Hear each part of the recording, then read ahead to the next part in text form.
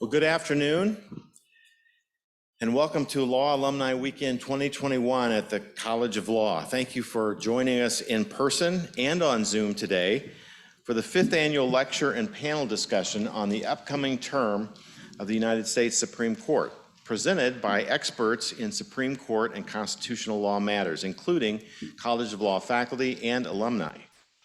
I look forward to this afternoon's program as a fascinating and robust discussion of a busy upcoming Supreme Court term. Before I hand things off to Professor Lauren Golden to introduce our keynote speaker, I want to acknowledge our other sponsors and partners for their financial support.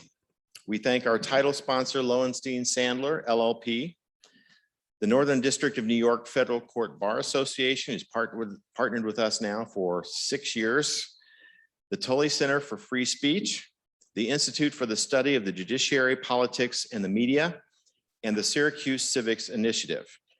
And thanks to my faculty colleagues, Professor Lauren Golden, for leading the production of today's program on behalf of the College of Law, and College of Law Vice Dean Keith J. Bybee for serving as today's panel moderator. Lauren.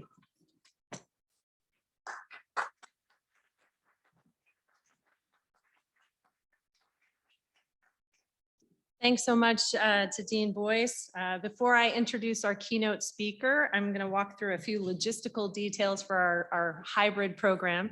This is our 5th annual version of the Supreme Court preview event, and it's our first hybrid version. So I'm excited to welcome you to that. For those joining us on Zoom, we are in webinar mode, which means that our home audience can see and hear all of our presenters and panelists, but your video has not been activated and your audio is muted to prevent noise interference. Although the chat feature is limited to permit today's panelists to convey guidance to all of you during the program, you will have an opportunity to ask questions of our panelists and our keynote speaker using the Q&A button in the Zoom window. If you communicate a question, then either our 3L Civics Fellow, Marina DeRosa, thank you, Marina, or I will communicate the question to the speakers here in person. For those in the room, if you're able to come up to one of the microphones at the front of the room to ask a question, that will definitely help us with the audio. But if not, feel free to raise your hand and we'll ask our speakers to repeat a question if you pose one. Please speak loudly, everybody, through your masks. I want to thank our CART reporter, Karen Valeriano, for her services today. And members of our virtual audience should be able to click on the closed caption button on Zoom in order to see a transcript as well. Those of you in the room can access our CLE materials by typing in the link that's on the back of the program, or you can try to take a photo of the QR code that's there. For those at home, we will type a link into the chat window that has the CLE materials in it. Today's session is planned for 2 hours and 45 minutes with a 10-minute break between the lecture and panel discussion. Now to the fun part. I'm delighted to introduce our keynote speaker, David Savage, who has reported on the Supreme Court and written about other national legal issues for the Los Angeles Times since 1986. During that time, David has covered the Senate confirmations of all the current justices. Before joining the Washington Bureau, David was an education writer for the paper in Los Angeles and covered both the K-12 schools and the University of California.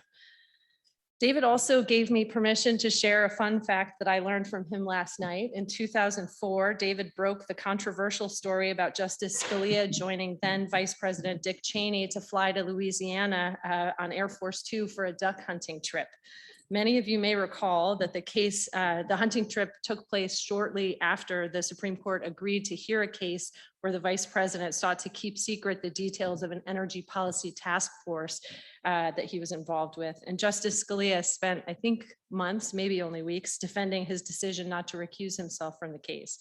I think he also spent that period of time not speaking to David, but anyway, David is the author of Turning Right, The Making of the Rehnquist Supreme Court, and of the 2-volume guide to the US Supreme Court published by Sage Publishing. He has degrees from the University of North Carolina at Chapel Hill and Northwestern. And I just want to invite you all to join me in welcoming David to Dineen Hall. Thanks so much for being here.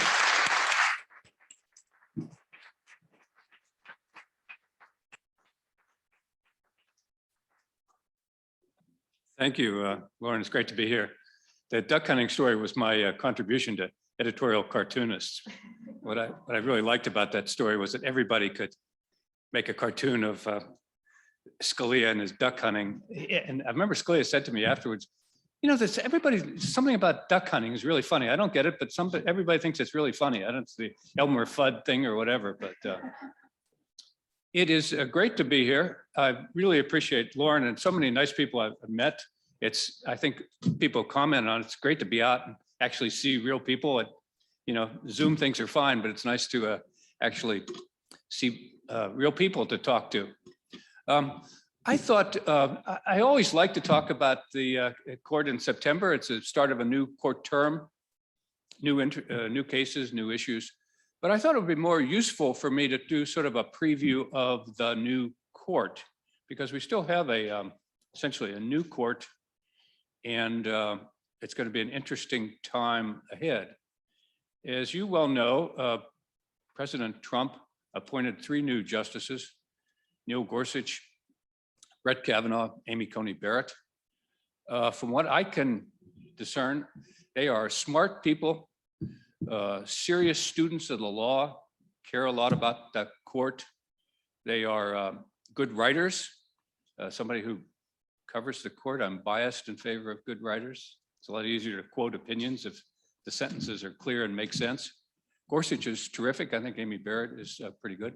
They're nice people, despite what you may have seen on the confirmation hearings. They are extremely conservative. They strike me as quite young, evidence that I'm not. I went to see Neil Gorsuch after I'd been on the court about a year. I had run into him.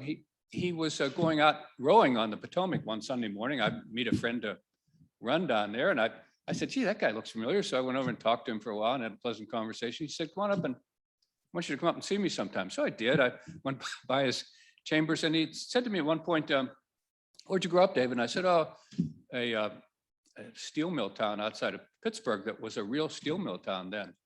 I said, you know, the first job I had, I worked in a plant. We made 500-pound bombs for Vietnam.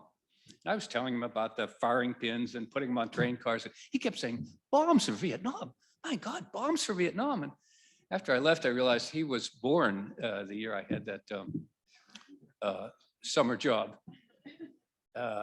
So he's just turned 54. His high school classmate, Brett Kavanaugh, they both went to Georgetown Prep, Jesuit school, and is 56. Amy Barrett will turn 50 early next year.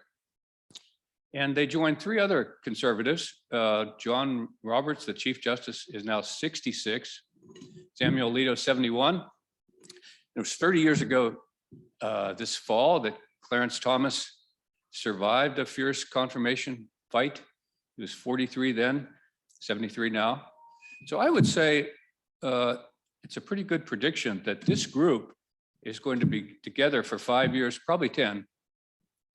And the Trump trio will be with us probably for 30. And there are a whole series of big constitutional issues where there is a conservative view and a liberal view. I used to be able to do them alphabetically, abortion and affirmative action and campaign funding and the death penalty and environmental protection. I won't do the whole alphabet, but gay rights, gun rights, race, religion, the big issues. And I think it's correct to say that this group of 6 is on the conservative side of all those issues. There's not a crossover justices as we've had in the past. I think possibility crime may no longer be a pure liberal conservative divide. They're younger conservative, and Gorsuch sort of reflects this as sort of libertarian skeptic of government power, and that includes prosecutors and police as well as environmental regulators. But the real hot button big issues, there seems to be a pretty clear liberal conservative split, and 6 of them. So as soon as I think about the question, okay, where are they going? I thought, you know, I have seen this movie before, and I wrote a book about it because in the fall of 1991, there were 6 conservatives on the Supreme Court and a Chief Justice who was ready and willing to overturn Roe versus Wade. And that all sort of came together in the 5 previous years. Ronald Reagan had a very broad agenda for the courts and a sort of ideological agenda, unlike any previous administration, really. Ed Meese was sort of in charge, but on all the issues I was talking about, affirmative action, abortion, school prayer. But in his first term, he only made 1 appointment. Sandra O'Connor replaced Potter Stewart. Rehnquist used to say, yeah, it's a wash, a moderate conservative, one for the other. But in 1986, things began to change. By coincidence, it was about 2 weeks after I arrived back in Washington. Somebody said, turn on the TV, and Reagan was walking into the press room and had Warren Burger with him announcing he's retiring, and William Rehnquist, the most conservative justice, is going to be the Chief Justice. Standing next to them was Antonin Scalia, Nino Scalia. Everybody knew who followed the law that Scalia was going to be a force on the court.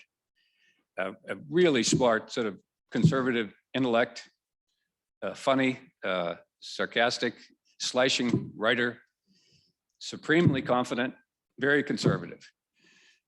Republicans had control of the Senate. They were confirmed in the fall. So the Rehnquist court began. But even that change didn't mean too much because Scalia was in effect replacing Burger. The next year, 1987, last day, I remember Lewis Powell looking almost sort of like he was going to weep, standing in the courtroom. He was announcing his retirement. He was the swing vote of that era, the middle vote on Bakke. There had been an abortion case in Pennsylvania, and there were only 5 Roe votes left, Powell being one of them. So everybody knew who replaced Powell was going to be a big deal. And I remember the chairman of the Judiciary Committee, Syracuse law grad, a fellow named Joe Biden, went down to the White House and told Reagan and Meese, you've got a good list here, but if you pick one, Robert Bork, it's going to be a summer-long fight, a war. Reagan picked Bork. It was a summer-long fight, a war. Bork was defeated. After one more hiccup, Reagan turned to somebody he knew well from Sacramento, he referred to as Tony Kennedy. Kennedy had worked with Reagan a lot as governor. Kennedy had lots of good Reagan stories that he loved to tell. Said he went over to see Reagan at the White House and said, my whole life is in Sacramento. Mary and I live in our family house. My family's there, my friend's there. He said, I don't know anybody in Washington. Reagan said, well, you know me. And sure enough, he did know Ronald Reagan. And so he was the nominee, unanimous confirmation, 98-0. So now there were 5 Roe skeptics. Rehnquist had dissented in Roe. Byron White thought Roe should be overturned. And the 3 Reagan appointees, Sandra O'Connor, Scalia, and Kennedy. They took up a case from Missouri called Webster. It had a series of abortion regulations, but the law said the state believes human life begins at conception, and the state has a compelling interest in protecting human life. That case was argued in the spring. There were 5 votes to uphold the whole law. Rehnquist drafted an opinion that basically said, we don't think abortion's a fundamental right. We think it's a liberty interest, and the state does indeed have a compelling interest in protecting human life. To his surprise, in June, O'Connor told him, I'm not going to sign this. She wrote a separate opinion. I used to go to lunch with Rehnquist usually every spring. He was a delightful guy. To my surprise, I always found him to be such a down-to-earth, funny guy, a great person to go to lunch with. He liked to talk about news or politics or sports or books or vacations. I wasn't there to interview him about cases, and he wouldn't talk about it, obviously any pending cases, but I do remember him telling me afterwards that he was really surprised that O'Connor didn't sign that opinion. Scalia heard this and blew up and wrote it a concurrence saying her views are not to be taken seriously. And a lot of people said correctly, it's not a really wise strategic move to like make fun of Sandra O'Connor and call her all kinds of names, but Scalia being Scalia couldn't help himself. So that term ended with a 4-4-1 split on abortion, set off a lot of marches because people sort of knew what was coming. And the remaining supporters of Roe were old, 80 years old. And the next summer, 1990, William Brennan had a stroke, had to retire. George Bush Sr. was a little worried about the abortion issue. They decided to pick a stealth conservative, David Souter. Turned out they were more fooled by Souter than, but in none of this, they thought they had picked a conservative guy. The next year, Thurgood Marshall announced he was retiring. I still remember going upstairs. They had called some of the reporters upstairs and said, Justice Marshall is willing to answer a few questions. We walked in the room, he's sitting there, and some reporter finally meekly says, Justice Marshall, why are you retiring? He said, I'm old and I'm coming apart. And that's the way Marshall was in his later years. He didn't say much, but you really got the point. So that fall, Thomas did survive the confirmation hearings, and now there were 6. There were 6 conservative votes. Rehnquist thought that looked like he would have a majority. So they took up a case in Pennsylvania, the Planned Parenthood versus Casey. Similar, it had a lot of regulations, but everybody was interested in what the law was going to be on abortion. I remember Ken Starr, the Solicitor General, going up and arguing that you ought to say it's a liberty interest and it could be overcome by the state's compelling interest in human life. Do you know, by the way, who was Ken Starr's Deputy Solicitor General? The young lawyer named John Roberts. So they were arguing for Roe to be overturned. After the conference, there were 7 justices who voted to uphold the Pennsylvania restrictions. Sandra O'Connor said she was going to write separately on the undue burden standard. She was not prepared to overturn Roe. That wasn't a real surprise. Justice Souter, who was really sort of an unknown quantity, said as a matter of precedent, he believed that it was very important for the court to stand behind precedent. He didn't really have strong views on abortion and those issues, but he did believe in precedent. He was going to write separately. To their surprise, a week or 2 later, Justice Kennedy came to them and said, I'm closer to where you 2 are than where the chief is. So they got together to write what became the sort of famous joint opinion, where they sort of agreed that we will allow more regulation of abortion, but we're going to stand behind the basic right to abortion as a matter of precedent. It was a week or 2 after that before Scalia and Rehnquist learned about this. In their own way, they both blew up.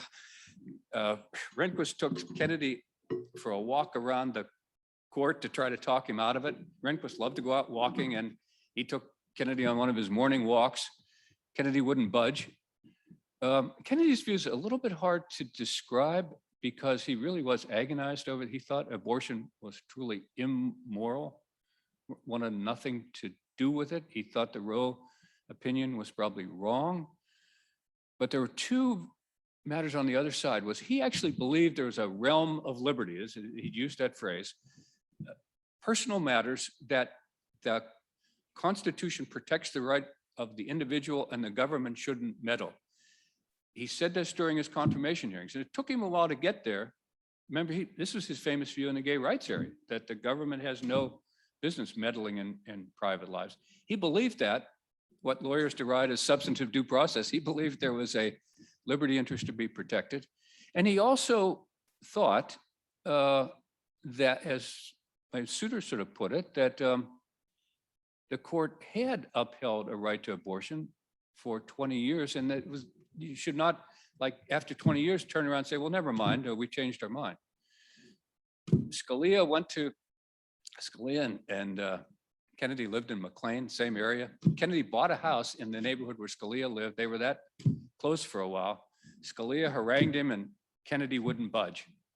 So on the last day of the term, in June of 1992, we went all up in the courtroom expecting to hear a decision upholding these Pennsylvania regulations. Instead, they took turns reading this joint opinion. It was a real earthquake, and in the sort of that part of the legal world. The only one I remember like that is the healthcare case in 2012 with, John Roberts, the 5-4 vote to uphold the healthcare case that came as a surprise to a lot of people. So that decision in Casey basically meant the Reagan-Bush effort to overturn Roe had failed. It fractured the relationship between Scalia and Kennedy and was never healed. I went to see Scalia later in the summer, August or September. And after we talked about a few things, I sort of mildly said to him, I take it you were irritated by how the abortion case came out. And he said, that doesn't begin to describe it. He said, I understood, David, referring to Souter, he had his own views, but the other one, he wouldn't say Kennedy's name. He said, the other one, I don't understand it. I don't accept it. I won't get over it. And he was true to his word. For the next quarter century, he was sort of mercilessly attacking Kennedy. So that's how that effort to overturn what looked to be 6 votes turned out to be 4. So what's it say about the current court? I should say, like, before I leave the early 1990s, Byron White retired the next year after Bill Clinton was elected, but he had picked Neil Gorsuch as a clerk already, Colorado family. If you ask Gorsuch who he really admires as a justice, he loves to talk about Byron White. He was a conservative Democrat, quite conservative on things like abortion. He always mentions he's the only one of us who led the NFL in rushing. And he was a big disciple of Scalia, textualism, originalism. He's got a photo, Scalia came out to go fly fishing on one of his Colorado rivers with Gorsuch, and he's very proud of this photo of the two of them standing by the river fly fishing. So he's a originalism, textualism, he talks about it a lot in Byron White. Do you know who Brett Kavanaugh's model justice is? Anybody? It's William Rehnquist. He gave a speech at AEI about a year before he was nominated. I went to it because I knew Rehnquist, I knew Brett Kavanaugh, and he says that from the time he went to law school, Rehnquist was his judicial hero. He thought he was right on everything. He talked about the exclusionary rule and Miranda, abortion. He said he didn't succeed in overturning, but he greatly admires William Rehnquist. And Amy Coney Barrett, of course, was a Scalia clerk, and she too was she was one of his favorite clerks, a real Scalia disciple. I mean, she writes and talks about originalism, textualism. She quotes Scalia endlessly. So think about that for a minute. The 3 new justices, their models, their heroes are William Rehnquist, Byron White, and Nino Scalia. The 3 dissenters at Casey said Roe should be overturned along with Thomas. If you ask them, both of them, I should say, I think it's another coincidence, when White retired, Kennedy took on Gorsuch as a clerk. The same year, Brett Kavanaugh was a Kennedy clerk. If you ask them about Kennedy, they will say, oh, he's a wonderful man. He is a gracious man, a model of civility. He was very good to me. In fact, they will never get close to his role as a judge or justice, but it's all personal. But if you say, who do they admire as a judge or justice? It's the conservatives. So, as you know, the court has taken a big abortion case for this term. This case called Dobbs, Mississippi had a 15-week abortion ban struck down based on Casey, appealed. That cert petition was pending at this time last year in mid-September, ready for the long conference. And then Ruth Ginsburg died. And so they took it off the conference and rescheduled it till Amy Barrett could be there. And then they relisted it 12 or 14 times, which is very unusual, and then granted it. And the petition asked them to reconsider the viability line. And all I could take from that is that there was a real division within the court whether to take this case. But once you've taken it, the only reason to take it is because you're going to change the law, right? I mean, there's no reason to take a case like that unless you're prepared to change the law in some significant way. That case will be argued. It's now scheduled for December 1st. I can think of at least 3 ways they could go. We're going to have some time to talk about this later. I'm interested in other smarter people's thoughts on, but they could simply affirm the Fifth Circuit and say the Mississippi law is unconstitutional based on precedent. Normal case, that would be reasonable outcome. Strikes me as very unlikely.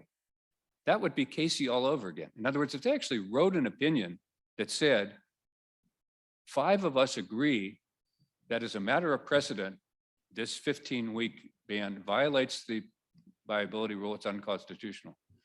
I think that's very, very unlikely. At the other end of the spectrum, they could say, Roe and Casey were wrong. We hereby overturn them. The country's never accepted Roe. There's a deep division in the country. It's hereby overturned. I thought that's possible, but not likely. I think had we been doing this in August, I would have said, it's really not likely. I now think it's a little more likely. You probably heard that the Texas case sort of vaulted ahead a 6 weeks abortion ban, a very unusual law where the state passes a law in defiance of the Constitution. It says, we're going to pass a law. It says, even though there's a right to abortion, Supreme Court said so, we're going to say there is no, it's illegal in Texas after 6 weeks.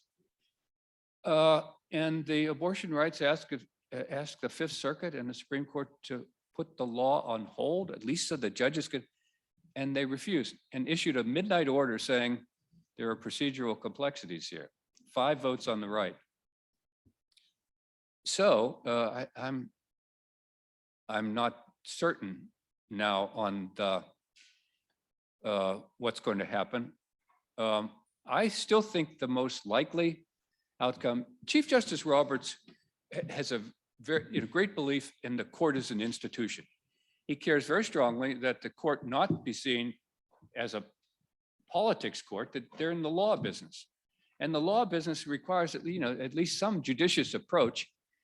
And I think he would be not in favor of taking up a case and striking down Roe versus Wade entirely, even though, as I said earlier, he's no fan of Roe and abortion. And I had thought that Brett Kavanaugh would be with him.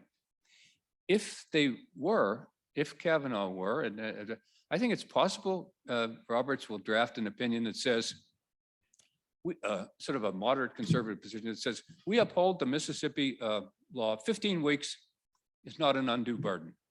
I know we said before it was, but at least women are on notice they're pregnant and they've had an opportunity to get an abortion. 15 weeks is reasonable. And the state's interest in human life grows. So 15 weeks is reasonable. And then he has to have a couple of lines that essentially don't tell you anything else. Basically say, we need not, say, what about 10 weeks? What about 12 weeks? What about 6 weeks?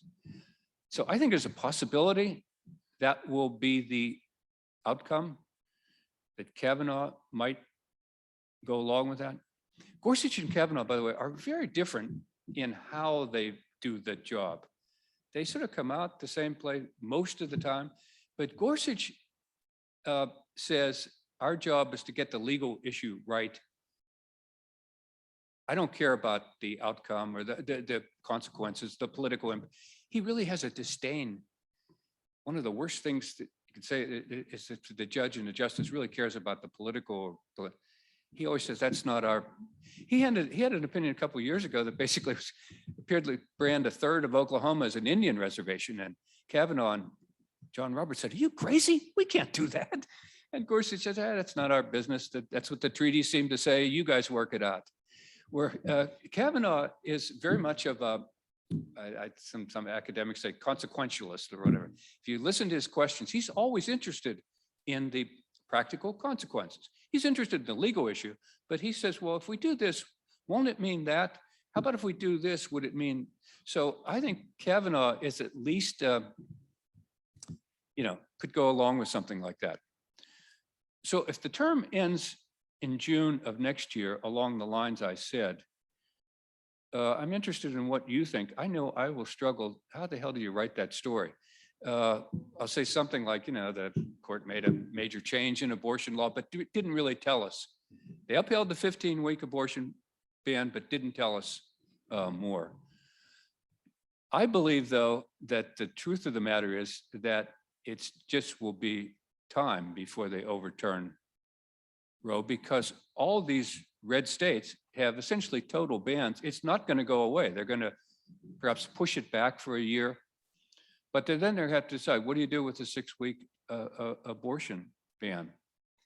The only way I see Roe surviving is if Brett Kavanaugh does essentially what Justice Tony Kennedy did 30 years ago, which is to say, I think abortion is immoral. I think Roe was a mistake. But this court has upheld this right for women, and we should not go back. And maybe we could, a 15-week is a reasonable limit. So it's sort of hard to explain how you pick that line. But I could imagine that's the way this is going to come out, but I wouldn't. I think the much more likely outcome is in 2 or 3 years, they're forced to decide. And there's 5 or 6 votes to say Roe was a mistake. There's no constitutional right to Scalia. They can quote Scalia at length in that opinion, and they're going to send it back to the states. And then we're going to have the country sort of going to go the way they did on the death penalty 40, 50 years ago. That is, abortion will be entirely legal in New England and the North, California in the West, and illegal in the South and the middle part of the country. I don't want to say a whole lot about all the other issues. Let me just say a little bit that I think most of them will go the same way. That is, they have a Harvard affirmative action case that's pending. Not a great case for the conservatives, but it basically asks them to overturn Bakke and Grutter. John Roberts has a very strong view on this, probably stronger than some of the others we've just talked about. I think they're going to put it on. They asked for the Solicitor General's views, and everybody said they don't actually care about the solicitor. They don't care what the Biden administration says, but it's going to take it. It'll kick the case over till the next term. But my belief is they're likely to take that case and they're likely to take it and say, despite what we have said before, race may not be used as a factor in college, university admissions. And there's a New York gun case. It sure seems like this was teed up to say, hey, there are 6 or 7 blue states, this being one of them, New York, California, New Jersey, where it's, you can get a concealed carry permit, but they actually don't give you many. I know Los Angeles is very stingy. They say you have to have a good cause, and it basically, almost nothing qualifies. I think the likelihood is they're going to say, no, the blue states are out of line. There is this Second Amendment right. That would be interesting down the road. I'm curious how far the conservatives want to go down the road in this. There's a line in the Scalia opinion that says it would be different for sensitive places. And he said the courthouses. And I said, oh, well, that's great. it's fine for all the rest of us to deal with more guns on the street, but not in, we're not going to let them in the Supreme Court. At some point, they're going to have to decide, is it okay to have a gun on the subway in New York? Just walk on with it. And so I don't know how that's going to play out. I think Second Amendment rights are going to be a winner for, at least on the short term. I don't know long term how far. They're not crazy on that score. They'd be very concerned if there were reports of people being more shootings on the street. And on religion, the conservatives know the result. They haven't worked out the legal reasoning, but basically the religious liberty claim always wins. And that's going to be fun to watch down the road. And so I think I will stop there. Let me say one final thing on that point. If you find much of what I said to be sort of depressing or dispiriting, remember the fact that I've been wrong about this before. 30 years ago, I didn't exactly do interviews saying Roe's going to be overturned, but that sure looked like the way they were heading. And there were a number on the religion front, and it didn't turn out that way. And the same thing could be repeated, that the Kavanaugh, Justice Barrett could say, I'm going to go so far and no further. But I don't think it's likely, but it's going to be a very interesting time to watch the court for the next couple of years. And I feel very lucky to have a relatively good seat to watch. So thank you very much.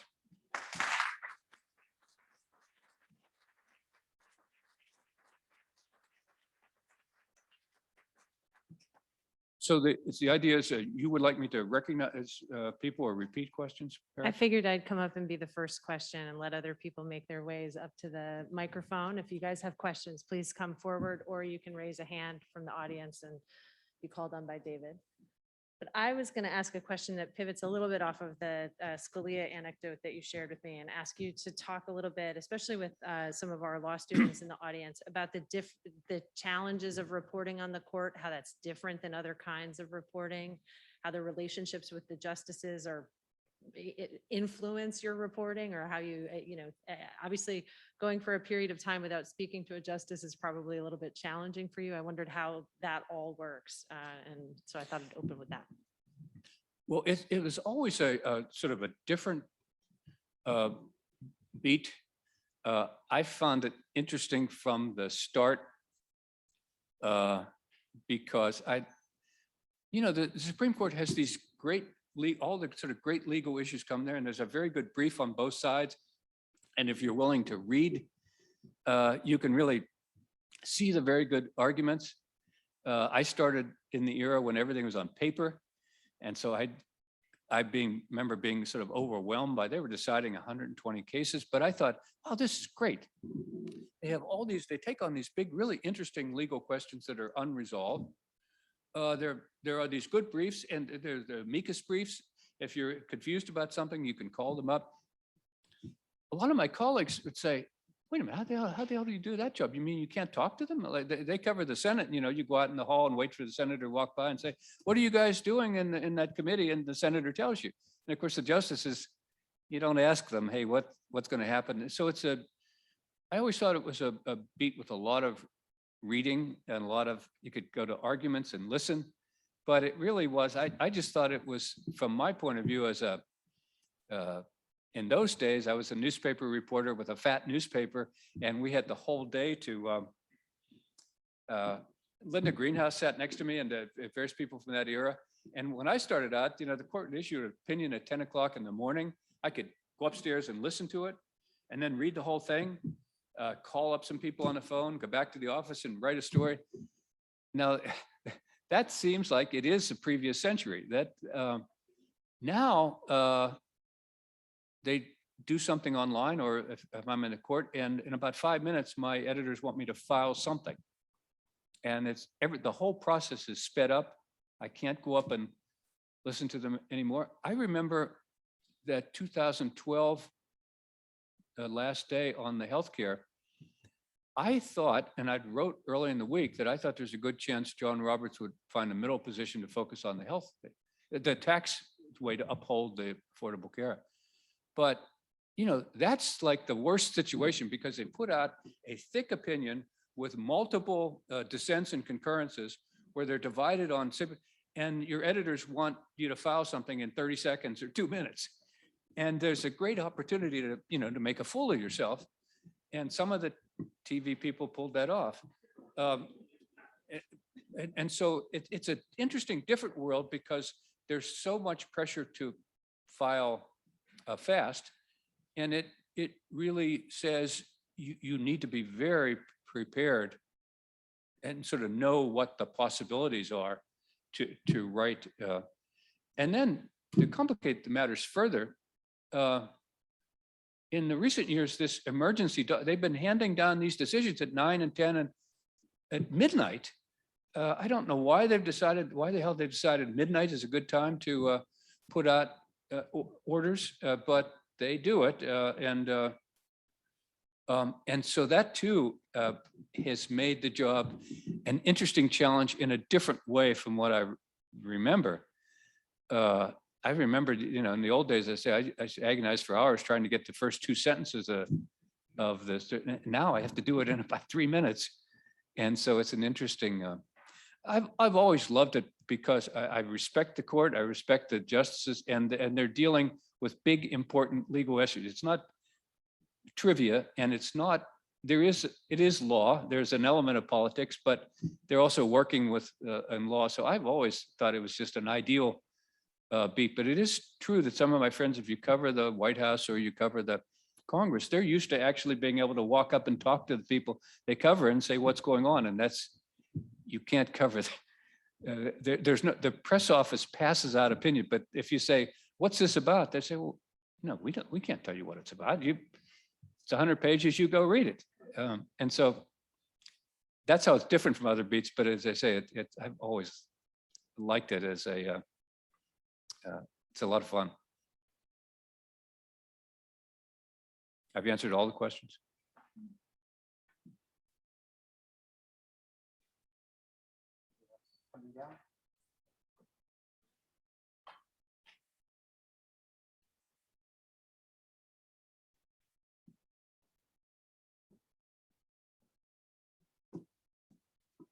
Sorry, I should have gotten up sooner. I apologize.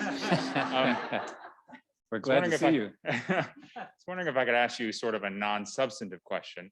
There's been a lot of discussion this weekend already just about the role that technology has played in courts having to adapt to the last 18 months. So I have kind of a 2-part question for you, if that's all right. One, what is your perspective on covering the court over the last 18 months versus earlier in your career, particularly with regard to the adaptation of technology? And 2, to what extent do you think the court will continue to embrace technology, not only with the live streaming, obviously, like they said will continue for public access, but maybe even one day cameras in the courtroom? So on the first one, I thought it's worked out surprisingly well.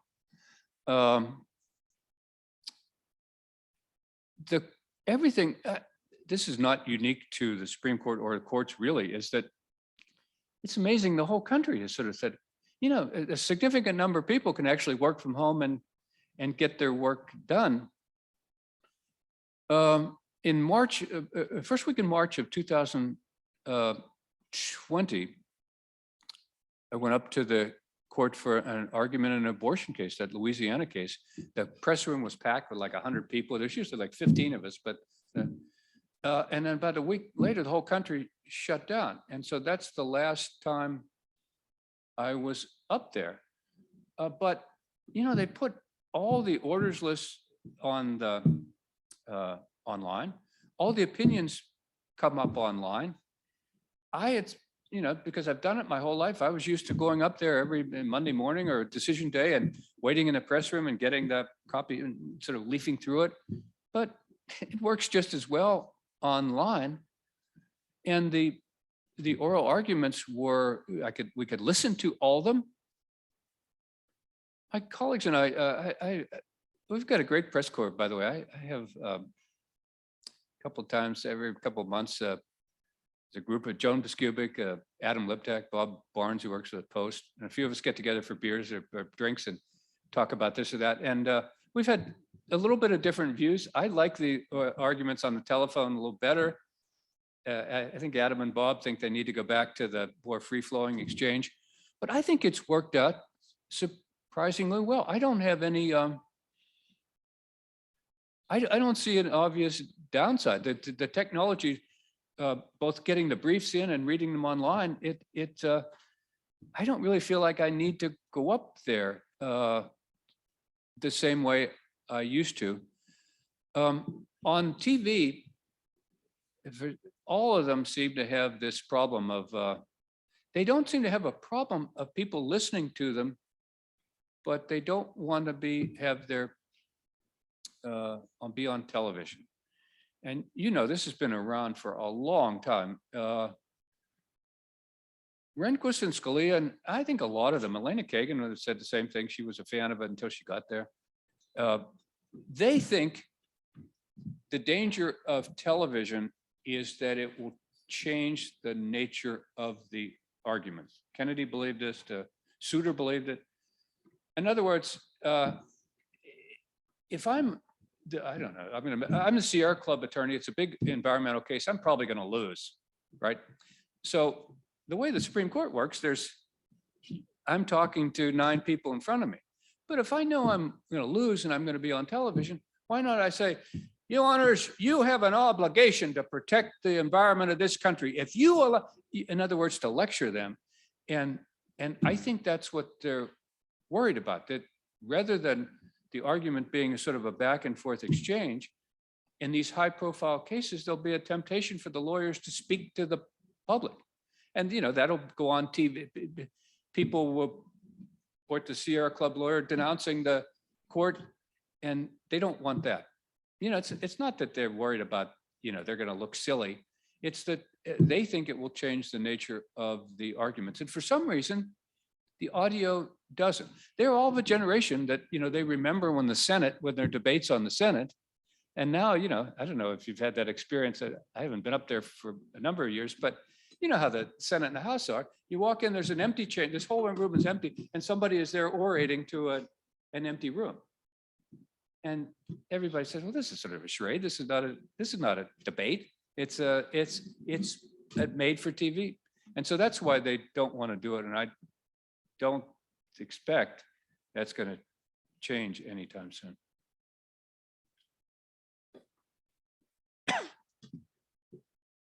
Do you expect that any of the nascent efforts to create structural or jurisdictional reforms of the Supreme Court is going to get any traction?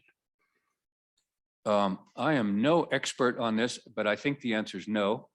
But that's not a very well-informed no.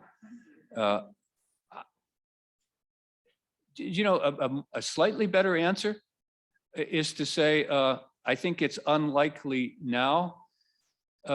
Somebody raised the point the other day, and I think it's a valid point, that if they were to overturn Roe versus Wade this year and 1 or 2 others like that, the court itself may set off or inspire a stronger move to change the number and make. I think it's unlikely to happen, but it's not beyond the realm of possibility, depending on. That's why if you're John Roberts, you don't want to go down the road of a series of very big, highly politicized seeming decisions that one after the other, because there's a danger of setting off a public reaction. So I don't know. I think it's unlikely, but we will see.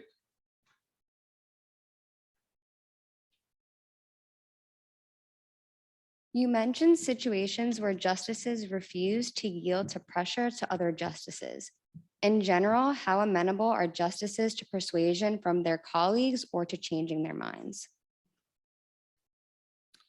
Well, it's a hard question because I don't know.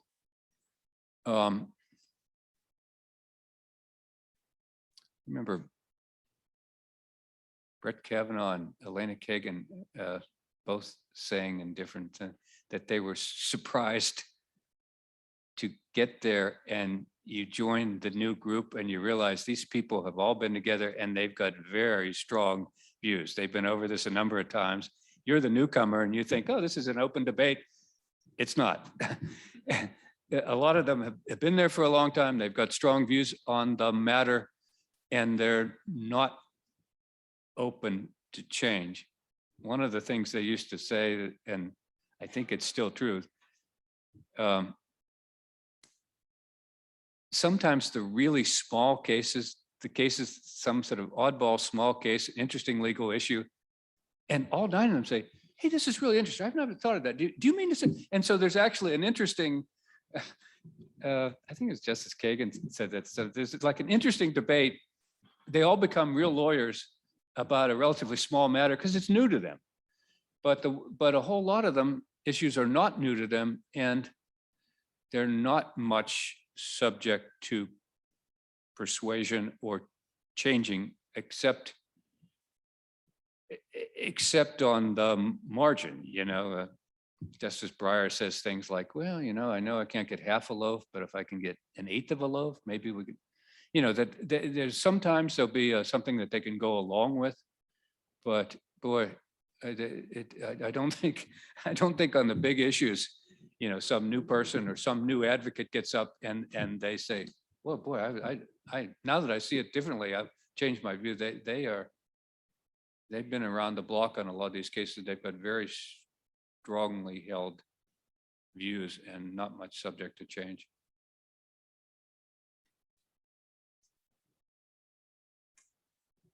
So recently, a number of justices have come out, spoken publicly and said that the court's not political.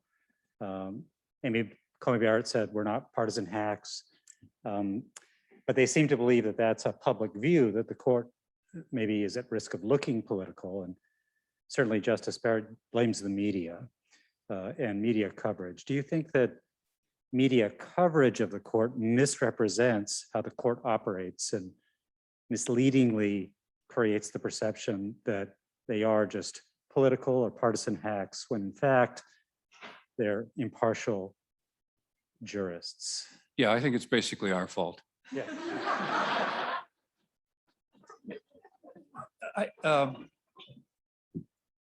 I found that speech a little bit hard to discern what she was saying. And it didn't help to say, we're not partisan, as she goes out to give her first speech with Mitch McConnell. I mean, I thought, boy, that seems a little bit clueless. I mean, but what I mean is, I thought, my impression is that most of the justices, most of the time, think that the Supreme Court press corps is pretty good. I would not say they they like all of us or like all of what we write, but John Roberts used to had a regular luncheon for us in the spring. And he always says something very kind and gracious about, they feel that there's a regular group of reporters who cover the court and sort of know the law and know the issues and try to fairly describe what they're doing.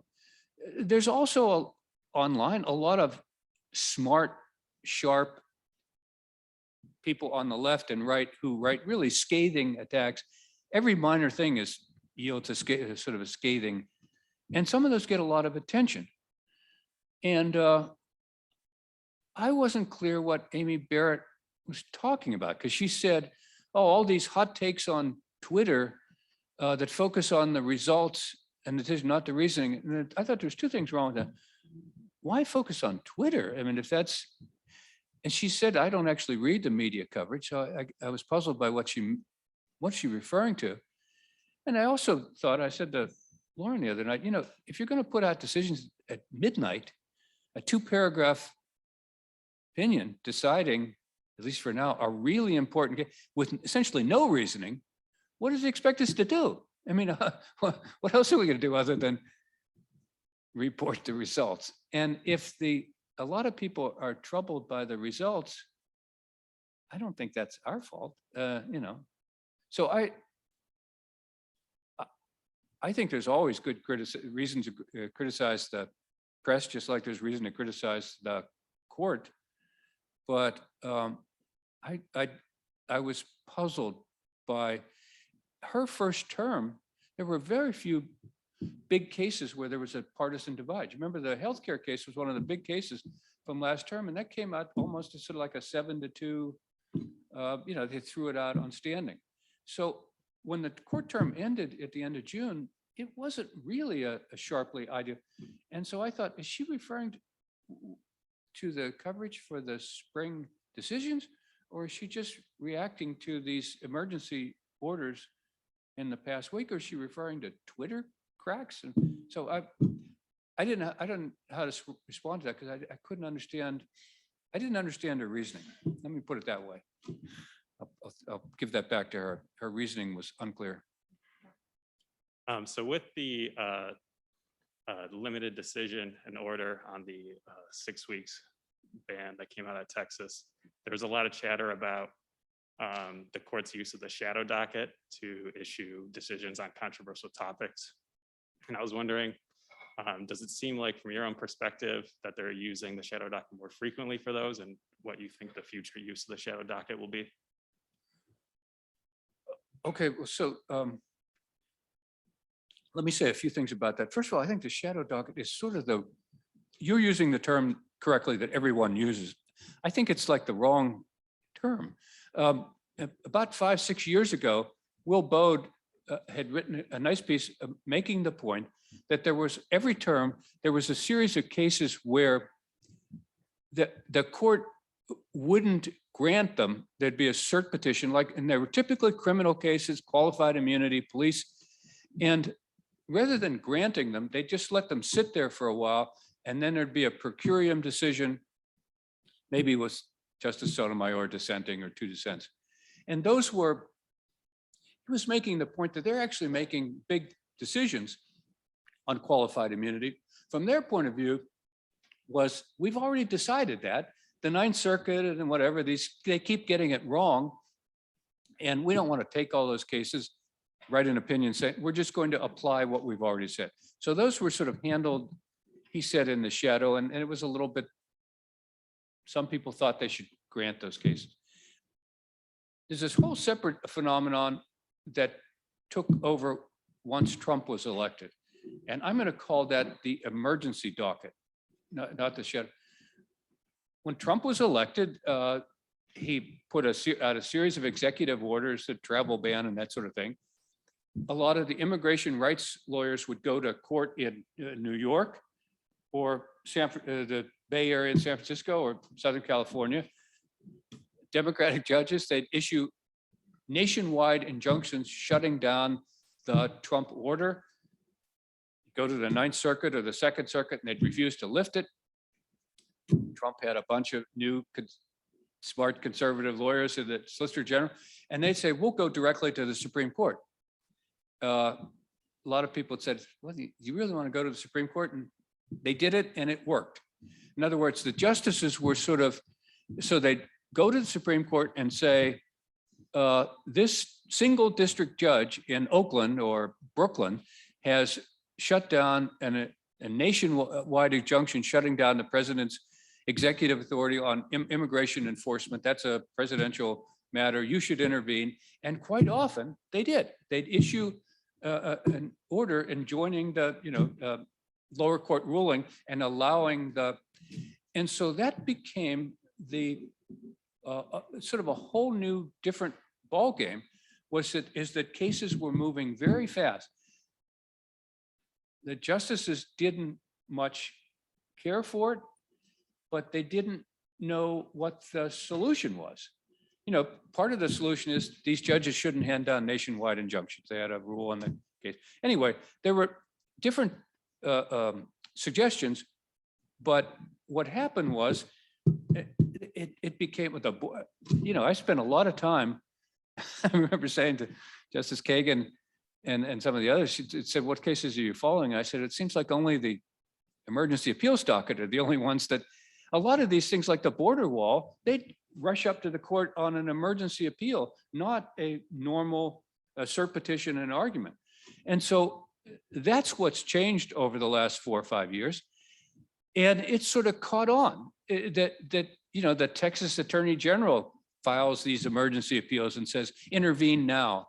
And so the abortion rights people are filing emergency appeals and say, intervene now. You need to stop this law or stop this court decision. And so that's what's changed. And I don't know what the solution to it is, because what do you do when a state passes a law that says, even though you thought there was a right to abortion, as of September 1st in Texas, there's not. I mean, what else can you do than to try to go to federal court and then go to the Supreme Court and say, you need to put this on hold. Otherwise, the second biggest state in the country is going to be enforcing what everybody thought is an unconstitutional ban on abortion. So it's a problem. It's a mess. It's a procedural problem. And if you don't like the outcomes, and a lot of people don't, it's also a substantive problem. They're deciding big issues too quickly. And so I don't know how that's going to play out, but it has definitely changed how the court handles these cases. And as I say, it was not their, they don't think it's ideal either, but nobody has come up with the a way to make them, a way to slow things down and make these cases go away. I'm going to take this minute for anyone who is online at home and wants CLE credit. The first code that you need to write down is SCP-21 for Supreme Court Preview 21. Marina is also going to put that in the chat. Thank you again. And I want to say a tremendous thank you to David Savage. I really appreciated your keynote lecture and look forward to welcoming you back. Up to the Thanks for coming.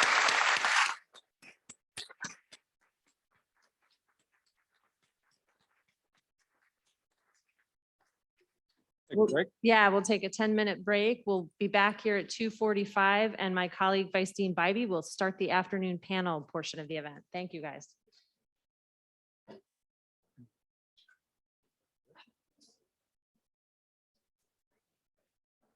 Here, you, I think, already have biographies, so I'm not going to have lengthy introductions.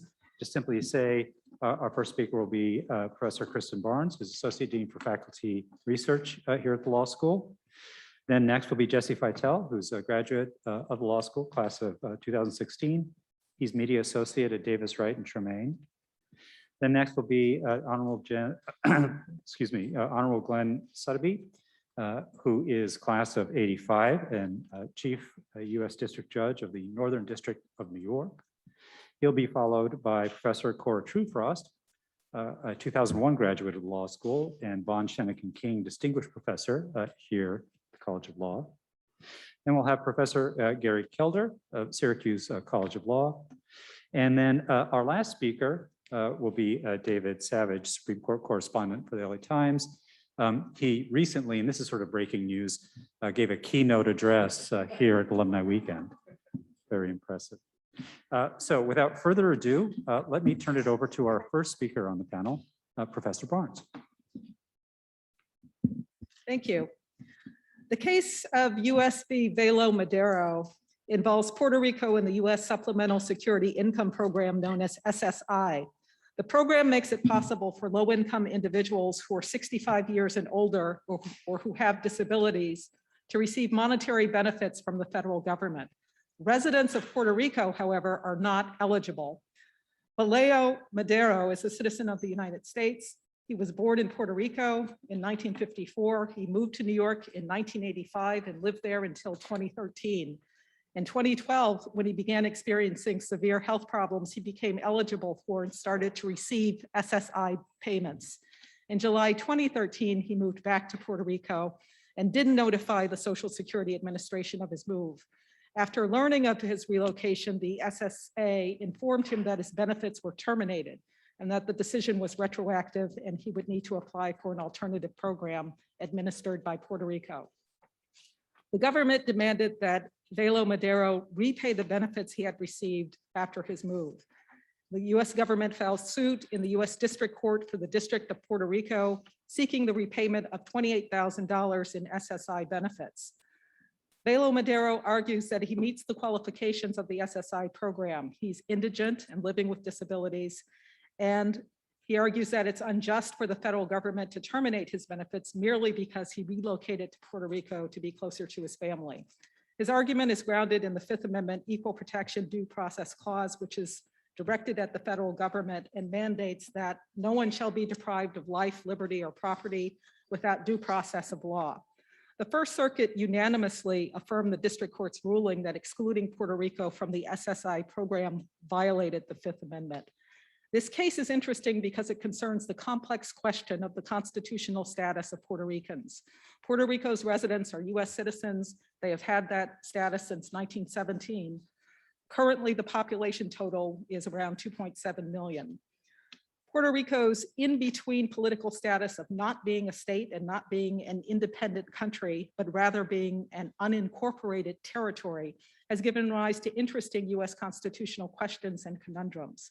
Because of these differences, many have leveled the critique that the US has supported a separate but unequal regime for Puerto Rico. The differential treatment is rooted in the territorial clause of the US Constitution. The Supreme Court, in several highly criticized decisions from the early 1900s, known as the insular cases, held that territories like Puerto Rico belonged to, but were not part of, the United States. Congress is empowered to choose which parts of the Constitution apply to the territories.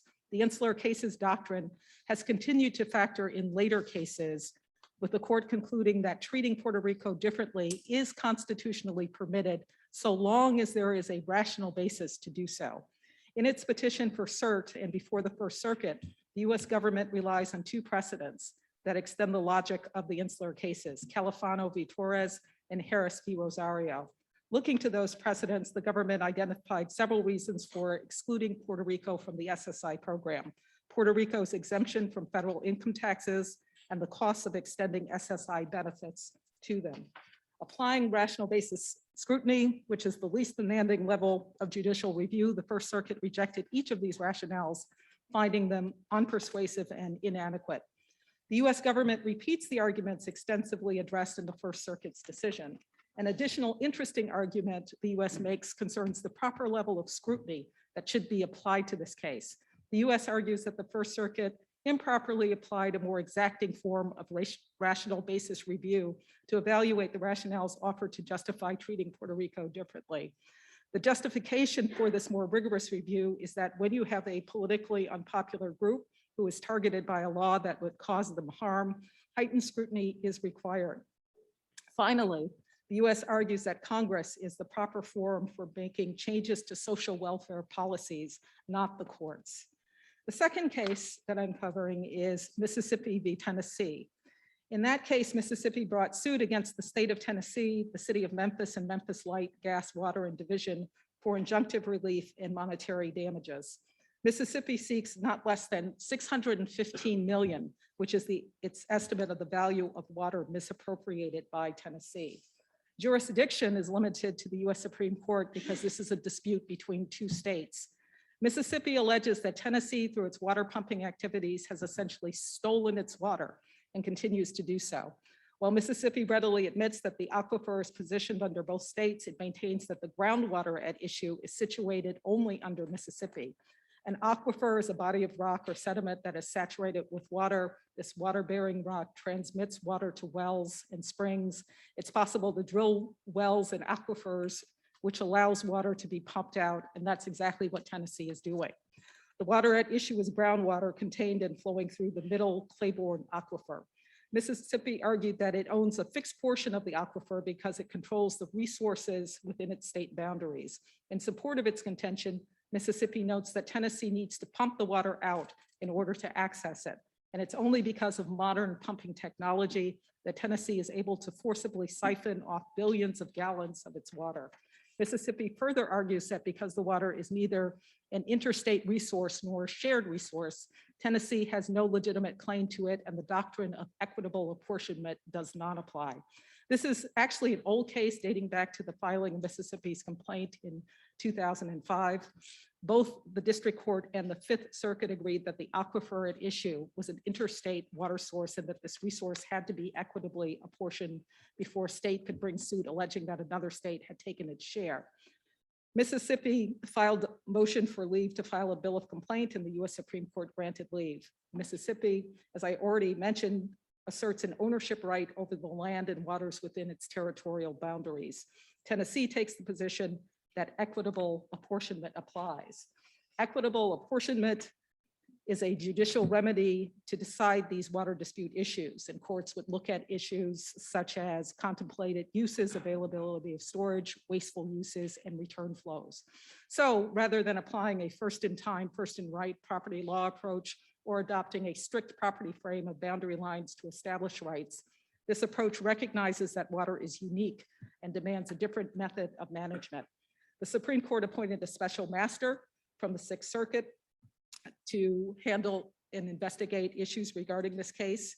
The special master's focus was on whether the dispute concerned an interstate body of water. He considered several theories, including aquifer theory, pumping effects theory, flow theory, and the surface connection theory. The special master concluded that the Middle Claiborne Aquifer was the one aquifer at issue. This was an interstate body. And the special master reviewed, but ultimately decided not to embrace all the distinctions and nuances that Mississippi sought to highlight to carve out a separate aquifer formation and property right in that aquifer, which it could then use as a basis to claim damages for the conversion of its property. The special master recommended that the Supreme Court find: one, the groundwater contained in the Middle Claiborne Aquifer is the resource at issue; two, the resource is interstate; and three, equitable apportionment is the appropriate remedy to alleviate the alleged harm. Because Mississippi did not request equitable apportionment as a remedy, the special master recommended that Mississippi's complaint be dismissed with leave to amend. But if Mississippi chooses not to do this, then the special master's recommendation is that the complaint be dismissed with prejudice. This case is interesting because we are living in a time when it's apparent that natural resources are limited and not always capable of being replenished. With all the disasters associated with climate change, drinkable water is a highly sought after, rapidly diminishing resources. Some states are experiencing water scarcity. It makes sense for courts to adopt a uniform workable approach like equitable apportionment to help manage this precious resource. It'll be interesting to see whether the court does that.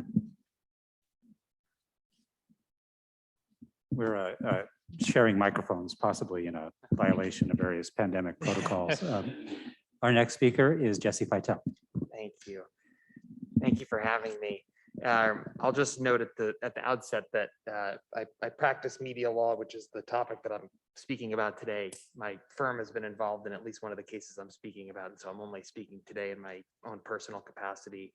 The issues I'm speaking about today, I don't think fall quite so neatly into political lines, but for many court watchers and those involved in the media industry, journalists are focusing on these cases closely. And it also may not fit so well for this discussion today because I'm going to be focusing on two recent decisions, or lack thereof decisions, where the court declined to grant cert in two cases, but signaled a willingness to take a future case that would upend the New York Times versus Sullivan actual malice standard, which is the standard that news organizations rely on every hour of every day to report on matters of public interest. So what is this actual malice standard, and what are the cases I'm talking about today?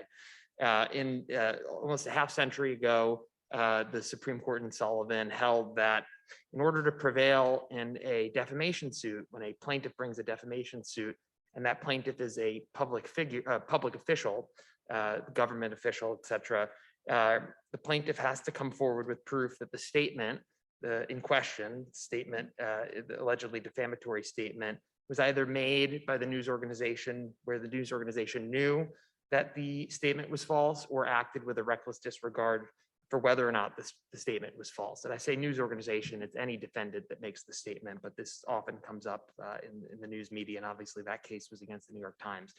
That standard was applied in a few years later in a subsequent case, Curtis, to public figures generally. So in other words, when famous people, either public officials who are government officials or public figures who are notable to the public at large, try to bring a defamation lawsuit, they have a really hard evidentiary burden to overcome. And it's for that reason that modern news reporting functions in the way that it does, because it makes it difficult for highly famous people to prevail in defamation lawsuits. There are now 2 justices on the court, Justice Thomas and Justice Gorsuch, who believe that Sullivan was wrongly decided.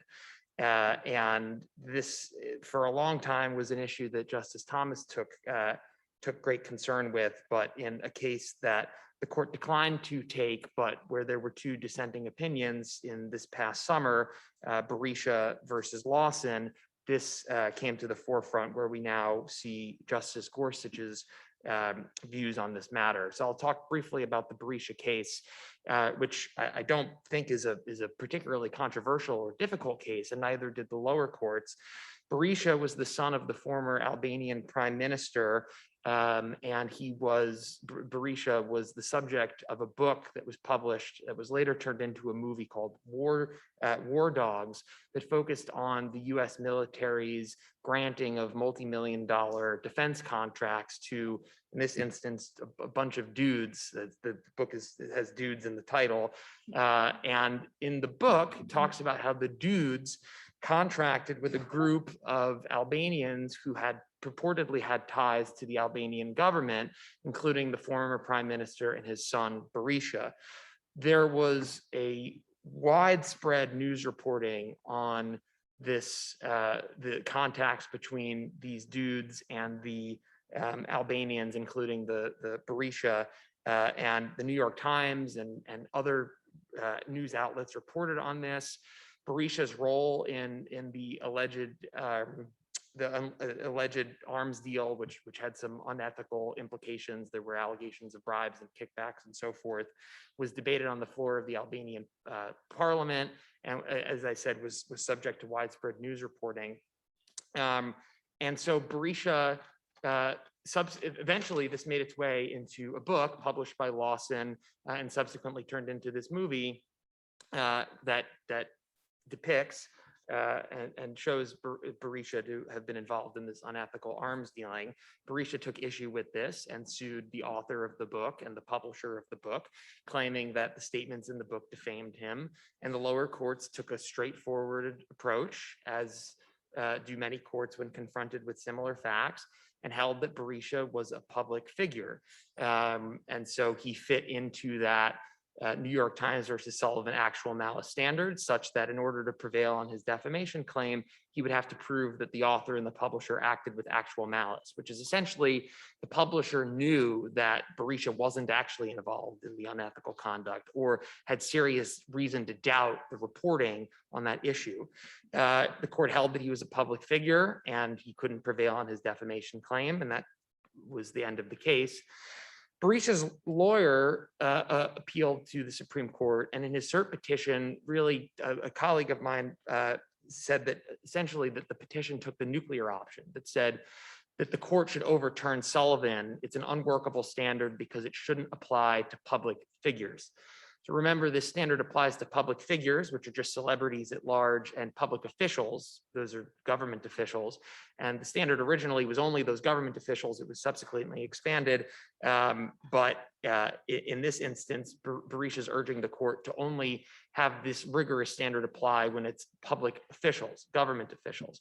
So again, the analysis would be that a public figure, someone who's just famous for the purpose of being famous, wouldn't be able to, wouldn't have to have this very difficult burden to overcome to prevail in a defamation lawsuit. I think that this petition was really aimed at an audience of one. It was aimed at Justice Thomas, who in a case just 2 years earlier had issued a separate opinion where the court had denied cert for a separate defamation claim. But Thomas had written separately to say that Sullivan should be overturned. I'll talk very briefly about that case. It's interesting and relevant to the one that the Supreme Court declined to take here.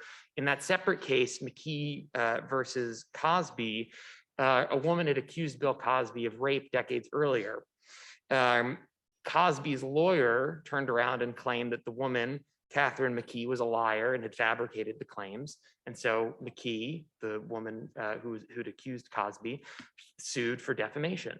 And the courts below held that on this particular issue, the issue of sexual assault, the woman had come forward on this issue. And so therefore she was a public figure for purposes of the lawsuit and had to overcome this very high evidentiary burden in order to prevail. And her lawsuit was eventually dismissed. And Justice Thomas took issue with this. Essentially, why should somebody who's coming forward on this important issue then sort of be held back in her separate defamation lawsuit? But Thomas was alone in that view, and his separate dissenting opinion, where the court declined to take that case, concurring opinion, he agreed that the case shouldn't have been taken up, really relied on his originalist views, holding that this actual malice standard has no place in the Constitution. The First Amendment has existed for hundreds of years. Why should the Supreme Court in the 60s have this separate standard? Nobody went along with him. But in this case, Berisha, with the son of the former Albanian prime minister, the court still declined to take the case, keeping in place the lower court decision that the publisher and the author would not be held liable for defamation. Justice Gorsuch wrote separately and agreed with Thomas that the court should have taken up the case, and that this case stands for the proposition that Times versus Sullivan should be really reconsidered. Justice Thomas's separate opinion in this case, this was issued a couple months ago, was really consistent with his earlier one in the Cosby case. So I want to focus on Justice Gorsuch's separate published opinion on this issue. It included those originalist themes going back to the founding of the Constitution, but it also looked at some practical questions in the age of social media. It's interesting, we were talking in the keynote lecture about Justice Coney Barrett taking issue with comments on Twitter, and Justice Gorsuch says, look at today's media atmosphere. There are newspapers that sort of pop up, but they don't have to have a physical office. They can just be tweeting and can publish hundreds of reports a day. And so these, quote unquote news organizations have no reason to want to fact check. They just want to rely on this outdated time standard. They know that they're never going to be held accountable in a lawsuit, according to Gorsuch. I'm paraphrasing. And so accordingly, this standard needs to get a closer look. He also said in the age of social media, people can become a public figure really quickly. And he cited to a couple of sort of random cases where people were held to be public figures by posting on sort of a random website. He cites to a case where somebody posted on a jet ski interest forum, and so they were a public figure in their lawsuit relating to jet ski issues. And he said, essentially, everyone can quickly become a public figure. And so that makes it very easy for these news organizations to prevail in defamation lawsuits. I think the takeaway from this case is that the court, even though 7 of the justices declined to take up this issue, there are 2 members of the court who are really focused on overturning Sullivan. And I would note that this is not, Berisha's case was really not a good case to do that. Berisha was a public figure for pretty traditional reasons. He was the son of a prominent public official. His alleged involvement in this arms dealing was debated in the front page of the New York Times and in the government floor in Albania. And the sort of fly-by-night social media issue that Justice Gorsuch and Thomas get at didn't apply here. This person was a public figure through pretty traditional means. And the idea that sort of newspapers and other outlets are publishing things really quickly without regard to fact-checking, this was a defamation lawsuit about a 350-page book that was thoroughly fact-checked and published by a major publishing house. So I think that stands for the proposition that they wanted to write on this issue. I'll note that in the materials you see there's another case that's currently pending, a cert petition, a case called Ta, where a DC circuit judge dissented in sort of a case in a similar posture. and went even further than Gorsuch and Thomas and essentially said that the newspaper, he explicitly said newspapers lean to the left, they have a Democratic agenda. And so this New York Times standard is unfortunately allowing them to sort of get away with that. That case is currently up, although the briefing isn't fully briefed on the cert petition. So this is, even though, going back to what I said at the beginning, this isn't necessarily a political sort of left-right issue. You have two obviously conservative justices that have taken this position. Another prominent conservative judge in the DC Circuit Court has taken this position that Times versus Sullivan should be taken under advisement, and that if it does, it would really be a curveball for the entire sort of news media environment that we have, and it would make news reporting really expensive and really risky, and would likely give power to those who have a lot of money to file defamation lawsuits. Thank you. Thank you, Jesse. Next, we have Judge Sudbury. Thank you. I've been asked to brief 3 criminal cases that are going to go up before the court. And I'll say, this is my first time being involved in the Supreme Court preview. And I got to talk to you about timing. And as a matter of full disclosure, as a district court judge, I was reversed and remanded this morning by the Second Circuit. So take everything I say with a grain of salt, obviously. And 2 out of the 3 cases in the circuit split, the Second Circuit is involved and has taken a position. And I was going to brag about them, but maybe not so much after this morning. But anyway, the first case is Wooden v. US. It's going to be argued about a week, October 4th, 2021. The issue is whether offenses that were committed as part of a single criminal spree, but sequentially in time were committed on occasion different from one another for purposes of sentencing enhancement under the Armed Career Criminal Act.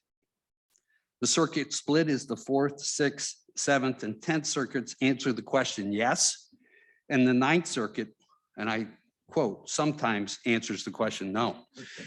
The facts are the defendant received 10 separate Georgia burglary convictions for his 2005 burglary, along with his 3 co-conspirators, of 10 separate storage units occurring on the same date, during the same time period, and at the same storage facility.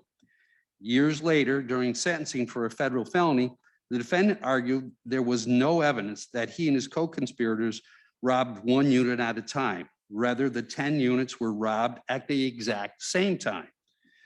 The district court decision in the Eastern District of Tennessee, the court accepted the government's argument that pursuant to the 6th Circuit law, offenses are separate if they meet one of 3 tests under a 6th Circuit case, US v. Hill. 1, if they were committed in different business locations.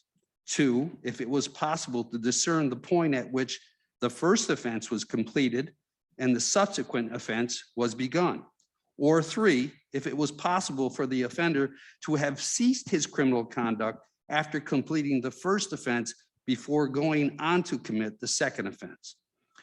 Under the first test, contrary to the defendant's argument, the district court held that the 10 units were discrete business locations rented by different victims. Under the second test, again, contrary to the defendant's argument, the burglaries were committed sequentially at different times. Under the third test, again, contrary to the defendant's argument, the first burglary was complete upon entrance to the first unit. Case went to the 6th Circuit. The 6th Circuit, as you might be able to predict, because the district court cited 6th Circuit law, US v. Hill, defendants' 10 Georgia burglary convictions each constituted a predicate violent felony under the Career Criminal Offender Act. Even though his conduct consisted of entry into 10 different mini warehouses on the same day, because he necessarily made 10 separate entries, could have ceased his criminal conduct after the first offense and stopped without committing subsequent offenses. And each warehouse had its own location, its own building number and storage space, and each had discrete victims. Thus, his conduct satisfies each of the Hill's 3 tests. The arguments on appeal before the court, Wooden's attorneys argue that the 10 burglaries were committed on the same occasion under the Armed Career Criminal Act because offenses are so committed when they arise from a common criminal opportunity. Here, defendants' 10 burglaries all arose from the same criminal opportunity, and the occasions clause cannot be read to enact a simultaneous test which would create numerous anomalies and absurdities. The government's argument to the court is that the 10 burglaries were committed on different occasions under the Career Criminal Act because offenses are committed on different occasions when the criminal conduct necessary to satisfy the offense elements occurs at different times. Here, defendants' 10 burglaries all occurred at different times. And it's defendant's interpretation that would be unworkable. Okay, so there, I have a predicted ruling, but yeah, you might have to pay extra. It seems to me that the Sixth Circuit, I expect an affirmance that their argument about the discrete locations being able to enter and the ability to stop before committing the next burglary is going to carry the day. The next one is to be argued on October 12th, Thompson v. Clark.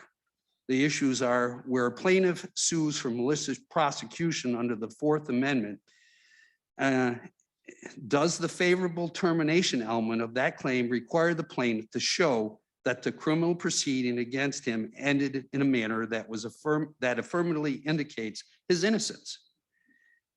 A higher standard, or in a manner not inconsistent with his innocence, a lower standard.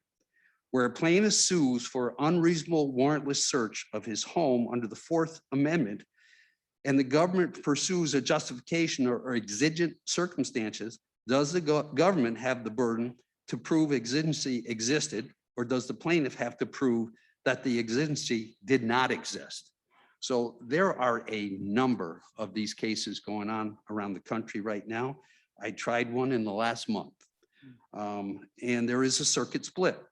The 3rd, 6th, 9th, and 10th circuits hold the government has the burden, while the 2nd, 7th, and 8th circuits hold that the plaintiff has the burden. Here are the facts. Responding to a 911 call of suspected child abuse by a new father, Brooklyn police officers tried to enter plaintiff's apartment with EMTs, but met resistance due to the lack of a warrant. The officers then entered by force and charged him with obstruction of governmental administration and resisting arrest. Later, the criminal court dismissed the charges pursuant to New York CPL section 170.40, which permits discretionary dismissals in the interest of justice, even where there may be no basis for this dismissal as a matter of law. However, neither the prosecution nor the criminal court stated on the record any specific reason for the dismissal. Plaintiff then sued the police officers in the Eastern District of New York for, among other things, malicious prosecution and unreasonable search. The district court's decision by a colleague, Judge Jack Weinstein in the Eastern District of New York, ruled for the defendants on both issues, granting defendants' motion for judgment as a matter of law. His ruling stated when a plaintiff is suing for malicious prosecution, the favorable termination element requires him to show that the criminal proceeding against him ended in a manner that affirmatively indicates his innocence. The Second Circuit has previously held so. And here, an evidentiary hearing in the district court yielded substantial evidence of plaintiff's guilt of both crimes, making it more probable that the dismissal was based on factors other than the merits. And second, when a plaintiff is suing for unreasonable warrantless search of his home, he must prove that a claimed exigency did not exist. And that's according to Second, 7th, 8th circuits, which have previously held so. Because although a warrantless search may cast upon a defendant the burden of production, it does not shift from the plaintiff the burden of persuasion. The circuit decision from the Second Circuit agreed with Judge Weinstein on both issues. The parties' main arguments on appeal to the court, plaintiff argues that in 1971, when the 1983 section was enacted, favorable termination was understood to require an end to the prosecution, not indications of innocence. The Supreme Court has consistently understood the favorable termination rule to be about consistency and finality, not indications of innocence. And third, indications of innocence standard is unworkable and undesirable. The government is arguing that the common law definition of favorable termination element was not well settled in 1871, and modern jurisprudence supports the indications of innocence standard. And sound policy considerations support the indications of innocence standard.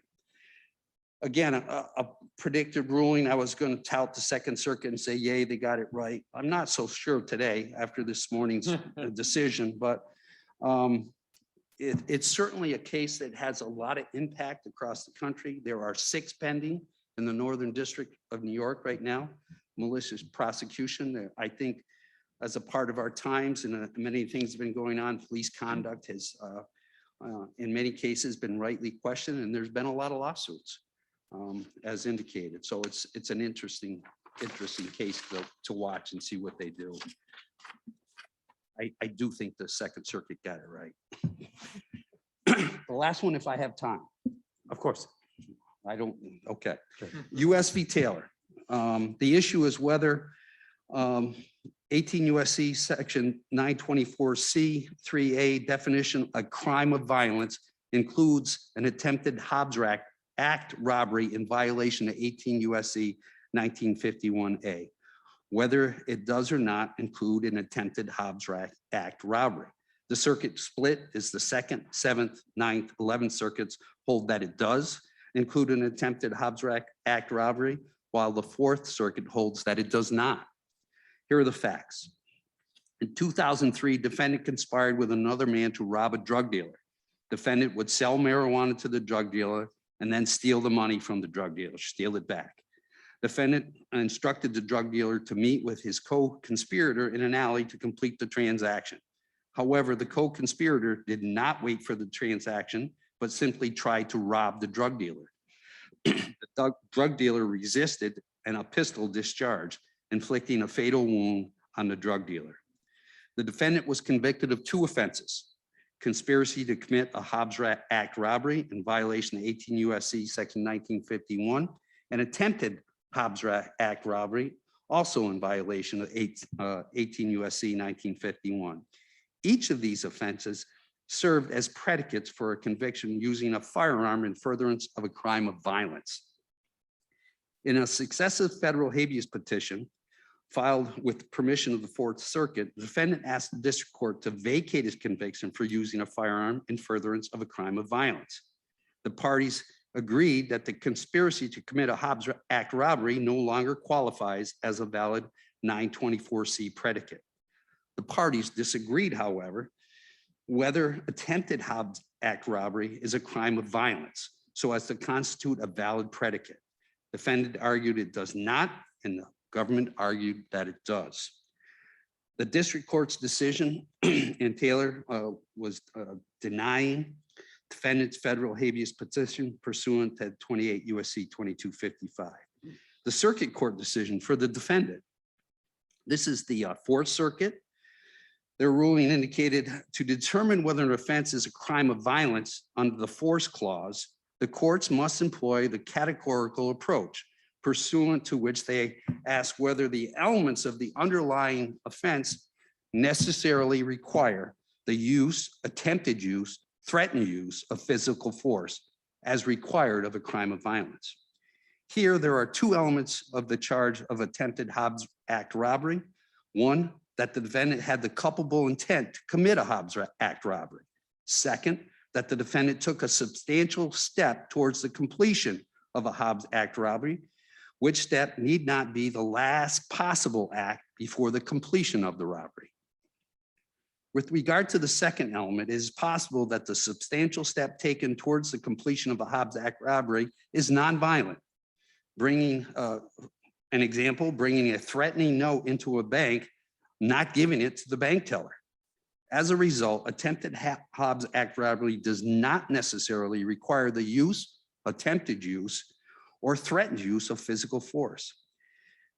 In essence, an attempt to threaten the use of force, which is all that is required to prove an attempted Hobbs Act robbery, is different from an attempt to use force or a threat to use force, which is required of a crime of violence. The party's argument to the court. The government argues that for the same reason the Fourth Circuit conceded that a completed Hobbs Act robbery categorically qualifies as a crime of violence, that an attempted Hobbs Act robbery so qualifies. The elements of a completed Hobbs Act robbery include either the use of force or the threatened use of force. As a result, the elements of attempted Hobbs Act robbery include not just a substantial step towards the use of force, but a substantial step towards the threatened use of force. Excuse me. Defendants argue that the Fourth Circuit explained that the government can obtain a conviction for attempted Hobbs Act robbery by proving that a defendant intended to commit a robbery by threatening to use physical force, and that they took a substantial nonviolent step towards doing so. Again, very interesting ruling. It will have a significant effect in the district courts across the country handling these criminal cases, particularly when it comes to sentencing. Thank you. Thank you, Judge Sutterby. Next, we have Professor Truefrost. Thank you. This is the closest I've ever come to speed dating SCOTUS cases. I feel like we're not moving around at all, but it's very exciting to go through, 2 cases in 10 minutes. And it's also exciting to see all of our alums here. So many alums, I'm an alum myself, and it's really, I just wanted to note that it's pretty special to be gathering during a time when a Syracuse alum is in the highest office in the country. I think this is probably unprecedented for us. So, but even as we're seeing a significant shift in the policies of the current administration from the previous administration, as David discussed, we're seeing a predictable shift given that the previous administration, it appointed 3 junior justices in the sort of approach to the law from the Supreme Court. And during the 10 minutes I have today, I wanted to talk about the abortion case, Dobbs, and the free exercise and establishment case, Carson. And if I had more time, I'd share with you my very precise and very accurate predictions about what this court will do. But alas, I don't have time to to tell you the specific takeaways on little issues like reproduction, bodily autonomy, liberty, freedom of religion, taxes, those things. So instead, I'll start with talking about the due process, liberty, privacy interest that we've understood Americans to have for the last 48 years, and since 1973, which is the ability to secure access to an abortion. As David mentioned, this term, after the court met multiple times, 12 or 14 times, deciding whether to grant cert, it ultimately did in the Dobbs versus Jackson Women's Health Organization case. And that case tees up the issue of pre-viability abortion regulations perfectly. And we all know, right? I mean, I invite anyone who disagrees to ask questions, and let's have a discussion about it. I think it's safe to say that the court's grant of cert is bad news for reproductive rights and good news for anti-abortion advocates. But the question is, especially given conservative preferences for stare decisis and for stability and predictability of the law, the question is how much of either a gift to anti-abortion activists or proponents we will see, or whether the justices will pen just a moderate defeat for reproductive rights proponents. And I'm going to sort of suggest a framework that might help us, help you get closer to making a bet on which one of those it will be. The specific question the court granted cert on is whether all pre-viability elective abortions are unconstitutional.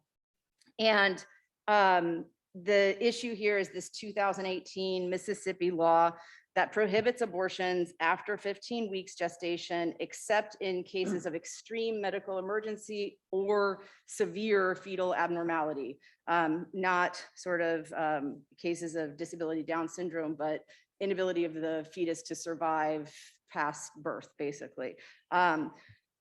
But what do we mean when we say viability? This has been a question since the compromise that David mentioned in Planned Parenthood v. Casey, where the court sort of carved away at some of the expanse of Roe and tied the date where the state's interest was more substantial at the point of viability. The age of viability, that particular sort of point when a fetus is able to live outside the womb, varies from each pregnancy. And it also changes as medical technology increases and gets better. It's moving earlier. Still, there is no question in this case, and Mississippi concedes that this is a pre-viability ban on abortion, that no fetus can survive outside the womb after 15 weeks, right? So there's no question that this is a pre-viability ban, and really it's remarkable. If you read, and they're in your packets, the district court and Fifth Circuit's opinions, it's pretty rare to read decisions that are so clear and unequivocal, saying this is, no, this can't work. This is the law. It is governed by Roe, and this law is invalid and an invalid restriction. You know, first at the district court and then again at the Fifth Circuit. So you might be surprised if, as a starting reporter, David said, you know, he loved reporting on the court because, you know, the court's taking up these unresolved issues. Well, this might cause you to sort of question whether the court's only taking up unresolved issues. This was a resolved issue, but the court has granted cert after so much debate. And I think that the sort of implications are significant, and you all are all aware of the Texas decision that has sort of stolen the headlines and some of my 10-minute thunder here today. But you know, I hope that there's a queue of even more draconian draft laws waiting in state legislatures that are set. I think 11 state legislatures right now have laws proposed that would push back to the 6-week mark that Texas is proposing. So there are more cases in the queue, and the implications here, I guess this is what I wanted to offer. Like Reva Siegel has argued that in the abortion cases that followed Casey, there's also been a kind of, on a separate line, a kind of growing body of cases that are recognizing women as equal rights holders under the Constitution. In other words, that line of cases would suggest going the direction that Ruth Bader Ginsburg once tried to argue, which is that abortion is about equality and not about due process per se, that it's a sort of right of a woman to be treated differently because of the fact that pregnancy is different. And I guess part of what we're looking at with this court is how much that pro-woman message has permeated the jurisprudence, and there are some surprises there. For example, last term, Justice Gorsuch joined the liberal majority and in Bostock, and held that Title VII prohibited discrimination against LGBTQ individuals. And he did that on a sort of very strong women's equality basis. However, most attempts at regulating abortion since Casey have started to veer away from pro-life framing towards a pro-woman, pro-protective health framing. So many of the proposed laws, for example, the two that the court most recently decided in Whole Women's Health in 2016, and then in June Medical last term in 2020, are rules that are purporting to protect women and then to circumscribe access to particular abortion practices, right? So that pro-woman framework might, will not necessarily prevent the severe curtailment of Roe. Also, we know that Amy Coney Barrett has replaced Justice Ginsburg, and Justice Coney Barrett during her confirmation hearing refused to answer questions on her constitutional views on abortion, but she is on record elsewhere saying that she thinks Roe v. Wade should be overruled and that she is against abortion. And she's voted to uphold, even in her brief time on the Seventh Circuit, to uphold abortion restrictions. In fact, just moments after she was approved by the Senate Judiciary Committee to the Supreme Court, the Mississippi Attorney General filed this supplemental briefing in Dobbs to directly challenge Roe v. Wade, to make it clear that what's going on here is a direct challenge.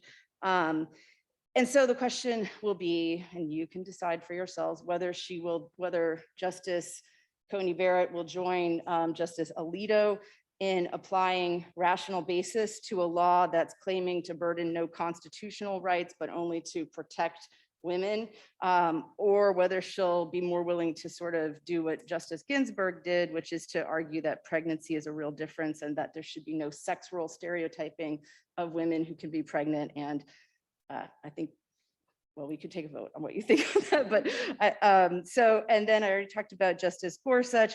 I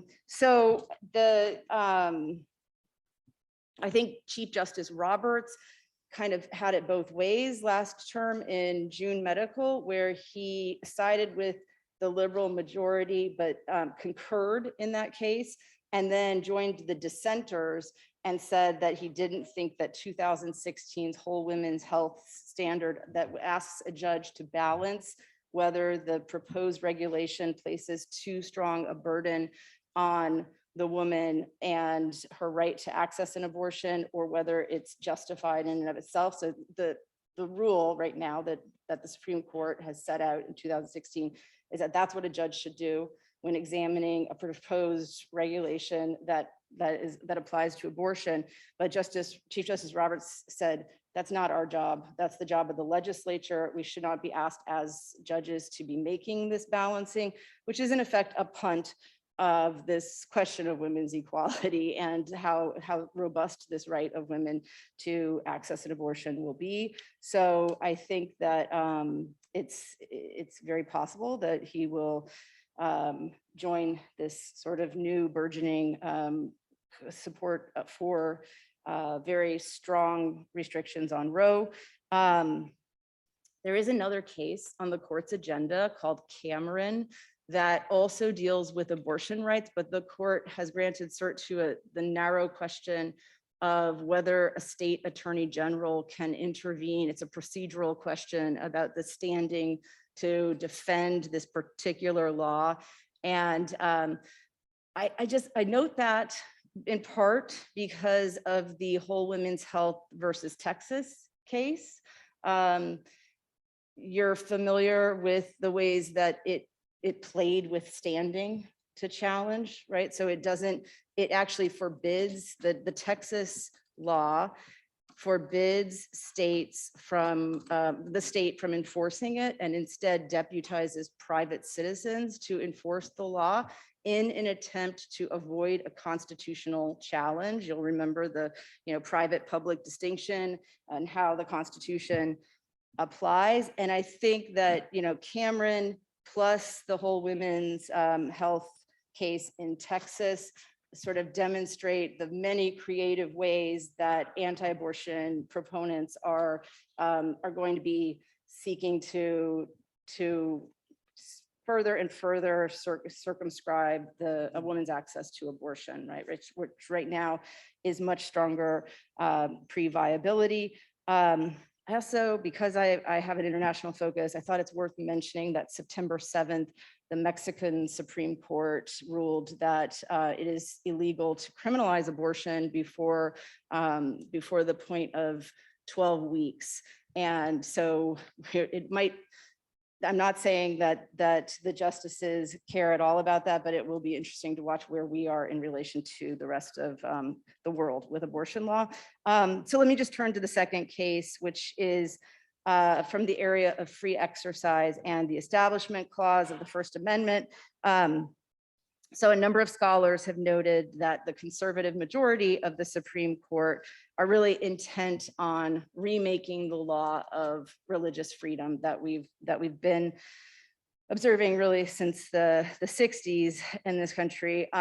They're slowly but radically, in a sense, weakening the Establishment Clause and strengthening the Free Exercise Clause. And this case, Carson v. Macon, is yet another step in that process. And here I don't think there's any doubt that that the state's legislation will be struck down by the court. The issue is whether a state violates the religion clauses or equal protection clause of the United States Constitution by prohibiting students from participating in an otherwise generally available student aid program, from choosing to use their aid to attend schools that provide religious or sectarian instruction. So this case follows Trinity Lutheran and Espinoza. Espinoza was decided last term, and in Espinoza v. Montana, the Supreme Court held that a state could not exclude from a student aid program based on a school's religious status. That counted as discrimination against religion, and it did not violate the Establishment Clause for a state to allow aid to flow to a religious school. But the court left unanswered the question of whether the money that goes to the school could be used also for religious instruction. And that's the question that Carson brings to the court now, is whether when, so the challengers here are parents in Maine who want to send their children to 2 different private schools that have codes that say that the Bible is the final word, and that they therefore don't hire LGBTQ teachers because that violates the teachings of the Bible, et cetera, et cetera. And these parents are saying they want to send their kids to those schools. And it is clear that the way that this tuition assistance program is set up, or the state aid program is set up, that money will go towards that part of the religious instruction. It can't be carved away. So does that constitute a discrimination against these families' right to freedom of religion? And that's the question that's queued up. And when you add Trinity Lutheran plus Espinoza, I think the court will say that that it does violate their free exercise claims. And this is we'll see more and more of this expansion of free exercise claims in the coming terms. So I think to conclude on these 2 cases, and you have them in your packets, the court's decisions in these areas of freedom of religion and in the Establishment Clause, as well as in abortion, will likely support David's general title of his talk of the court sort of shifting right. So we'll see. Thank you, Professor Truefrost. Professor Kelder.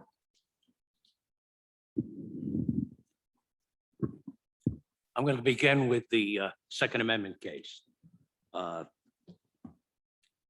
New York State Rifle and Pistol Association versus Bruin et al. The question in the case is whether or not New York's regime for determining who is entitled to a concealed carry license to carry in public offends the Second Amendment right to keep and bear arms. The case comes out of the Second Circuit. The Second Circuit's decision is about 2 paragraphs long, very short, which is why our materials put in the Second Circuit's earlier decision in Kachowski versus the County of Westchester. That decision was rendered in 2012. Same issue. The Second Circuit concluded, like other circuit courts, but not unanimously, 2 other circuit courts, that the New York scheme did not violate the Second Amendment. How did they do that? This is the way they approach the issues. And each of these, well, most of these are going to be the subject of dispute in the Supreme Court. One, they assume that the right to carry in public is protected by the Second Amendment. Now, why do they assume that? Because it doesn't matter, because they go to the next step. Even if the right to carry a weapon in public is part of the Second Amendment group of rights, it's not a core part of the Second Amendment. It's not the core of the Second Amendment. The core individual right vouchsafed to citizens under the Second Amendment is the right to possess a weapon for self-defense in your home. Now, why is that important? Because if it's not a core, if it's not a restriction on the core of the Second Amendment, well, then there's no justification for applying strict scrutiny. Instead, the Second Circuit concludes we can apply less exacting scrutiny, the so-called intermediate scrutiny doctrine. And in applying that, they determine, first of all, they said in Kalchewski, this doesn't mean when we go about determining whether or not there's a substantial relationship between the restrictions and the legislature's purpose. We don't have to determine that the legislature chose the least restrictive means. We don't even have to we don't have to even narrowly tailor. We don't have to determine whether it's narrowly tailored. We only have to determine whether the legislature came up with a reasonable fit between their concerns, and their concerns are compelling, crime prevention and public safety, and the restrictions that they imposed. Now, how do you get, under the current regime, a carry permit or carry license in New York? You got to show proper cause. You got to show proper cause. And what that requires is a showing of a special need to protect your safety, an objective threat to your safety. Some courts have said you got to be able to point to recurrent threats. The petitioners claim in the case that's presently before the Supreme Court that he was concerned about recent robberies in his neighborhood. That wasn't enough. That's just a generalized concern. It's not indistinguishable from anybody else's. So that didn't work. And of course, the Second Circuit gave tremendous deference to the New York State Legislature's judgment that this was a proper mode of regulation.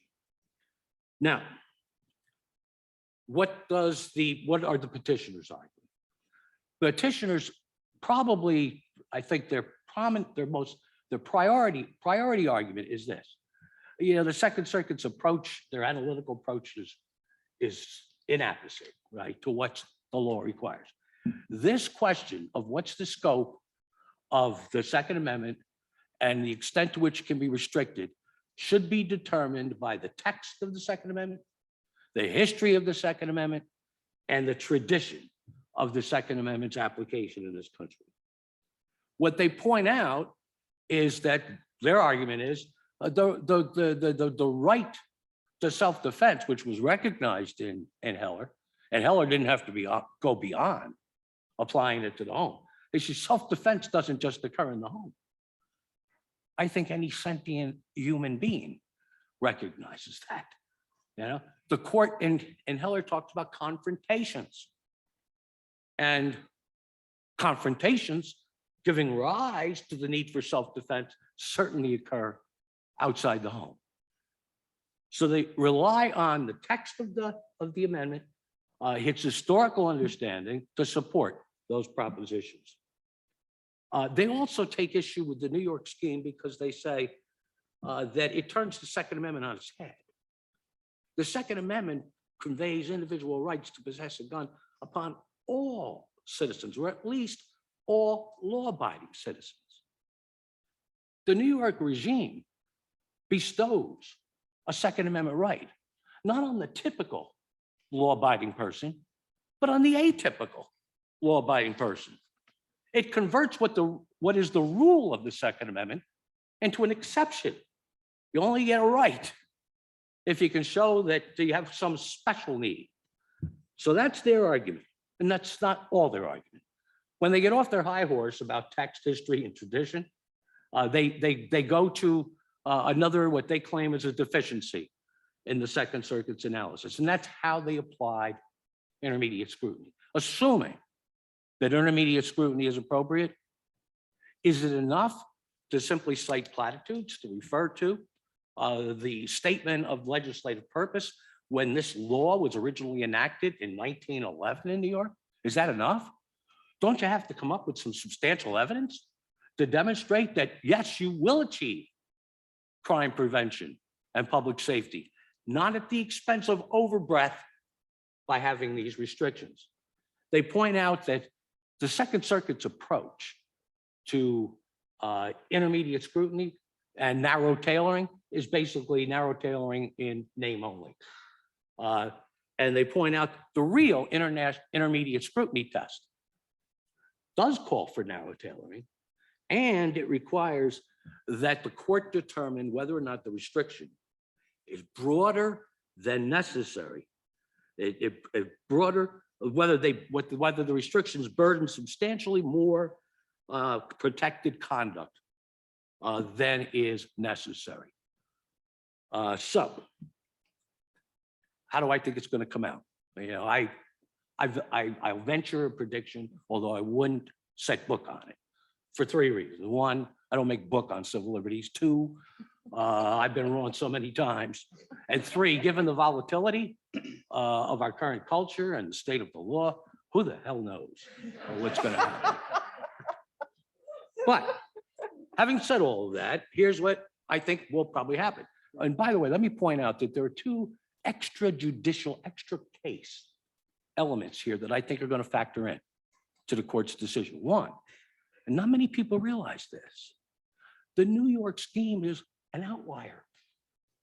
It's only one of a handful of states in this country, and they're mostly on the coasts, that impose this kind of regime on the ability to carry a weapon in public.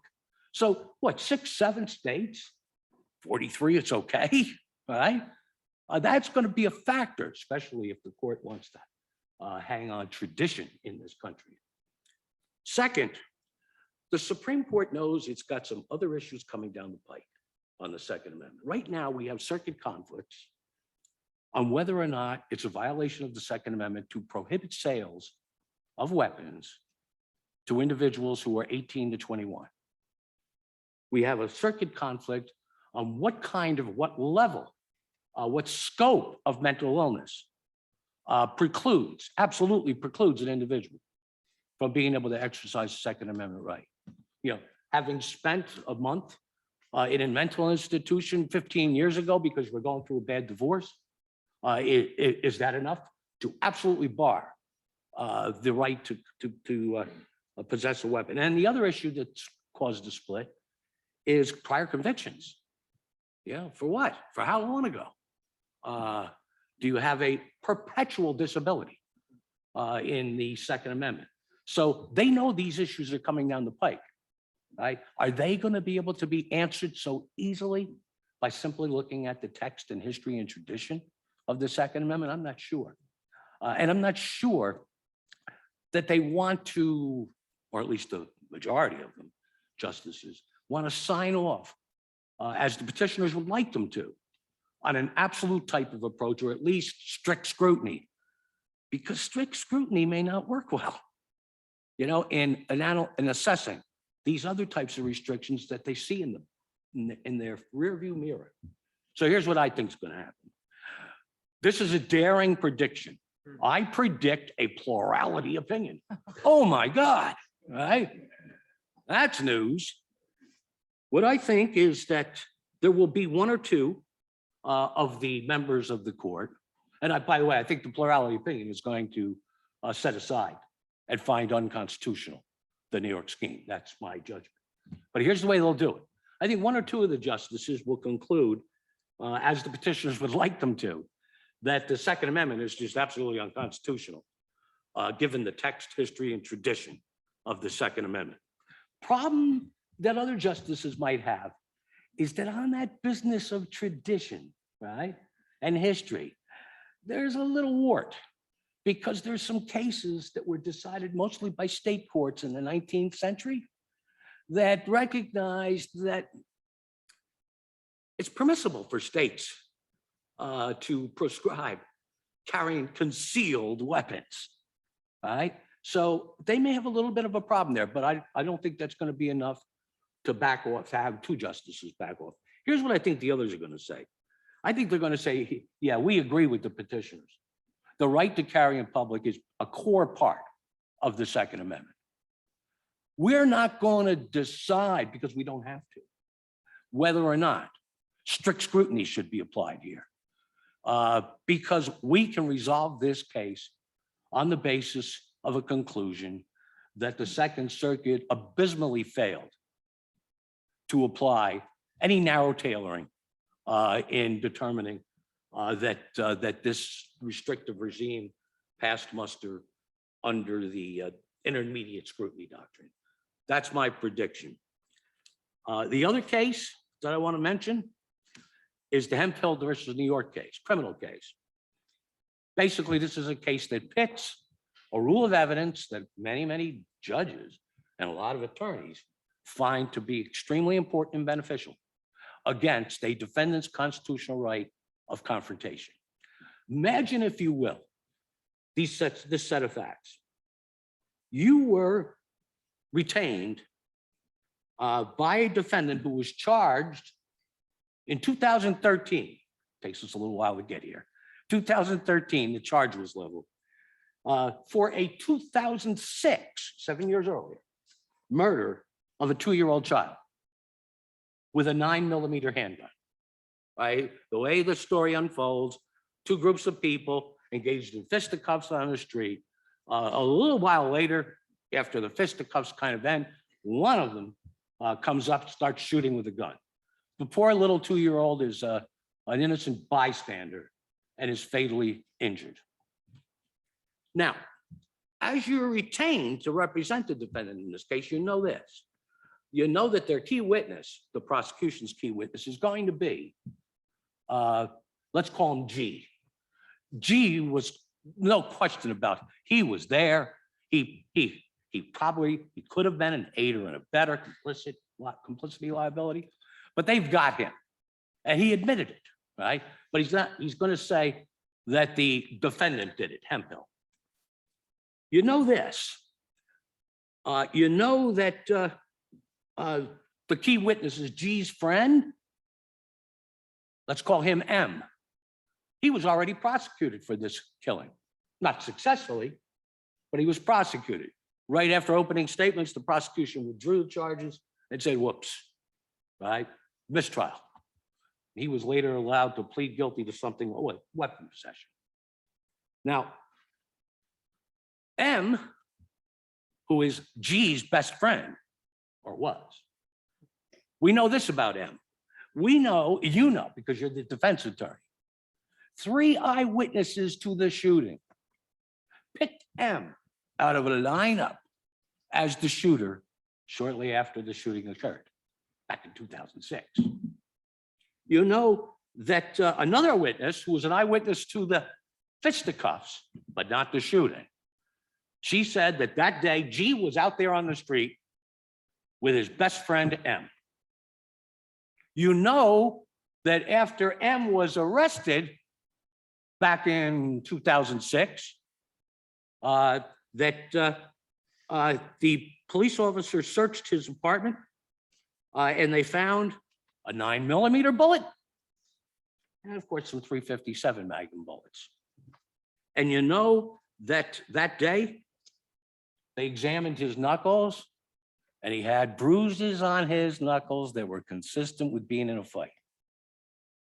You feel pretty good, don't you, with that evidence? And it amounts to what's called the third-party culpability defense. The defense attorneys argue, my client didn't do it, M did it. Oh, I forgot one other thing, you know. G is their principal witness right now. But when G was initially questioned by the police, guess what he told them? He told them M did it. He later recanted. So there it is. So what happened? Hemphill was convicted, And why is it sour grapes for him? Things didn't go well, apparently. But where's the constitutional question? Here's the constitutional question. During the course of the trial, late in the trial, when I think the prosecution was getting a little concerned about how the defense arguments were maybe carrying the jury, they asked the judge for permission to introduce the guilty plea allocution of M. See, he pled guilty, right? After the botched prosecution, he pled guilty. And what he pled guilty to, and what he said in his allocution to the judge, is that he possessed a .357 Magnum weapon on the day of the shooting. The defense objected. It's hearsay. More so, ever since the 2004 sea change in the law of confrontation, it's testimonial hearsay, right? Which means it can't be admitted. No exception. It can't be admitted unless the declarant's unavailable. And there was a prior opportunity to cross-examine. M wasn't presented as a witness at this trial. So it was testimonial hearsay and it came in. The prosecution's argument, it comes in under a rule of evidence, which goes under the heading of opening the door. The evidence, which was otherwise inadmissible under the confrontation clause, can come in if the defense opened the door to its admission by engaging in essentially deliberate misleading of the jury. So that's the dilemma, right? Does that rule of evidence trump the defendant's right of confrontation? So what else do we have to say? Here's what the petitioners are arguing, and they got a point. The last time the Supreme Court talked to so-called exceptions to the right of confrontation was in 2008 in a case called California Giles versus California. And there they dealt with one of the two recognized founding era exceptions to the confrontation clause rule. And that's when a defendant makes a hearsay declarant unavailable by conduct which was undertaken for the purpose of making that witness unavailable. The court didn't find that those facts were present in Giles versus California, but they recognized that exception. They also recognized it was a founding era exception for declarations against, deathbed declarations, dying declarations. But the court said those are the only two founding era exceptions to the confrontation clause. The petitioners are making the most out of that. A majority of the Supreme Court recognizing two founding era exceptions. They also make a lot of hay out of this.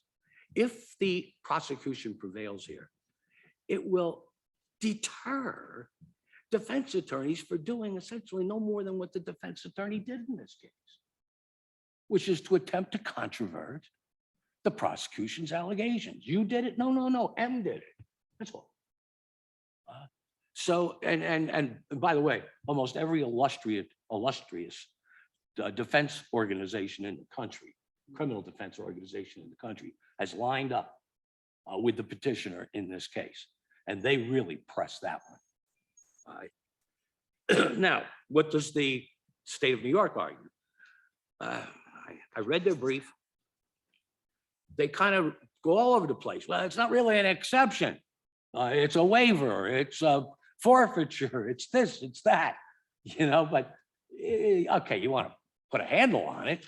But what is it at heart? How is it justifiable? When they get down to it, though, they attempt to justify it by saying that this is a rule of evidence which is not unique to New York, that is necessary in order to allow trial judges in order to preserve the integrity of the adversarial process, the truth-seeking process of a criminal trial. And defendants ought not to be able to use the confrontation clause as a sword and as a shield. That's the division. My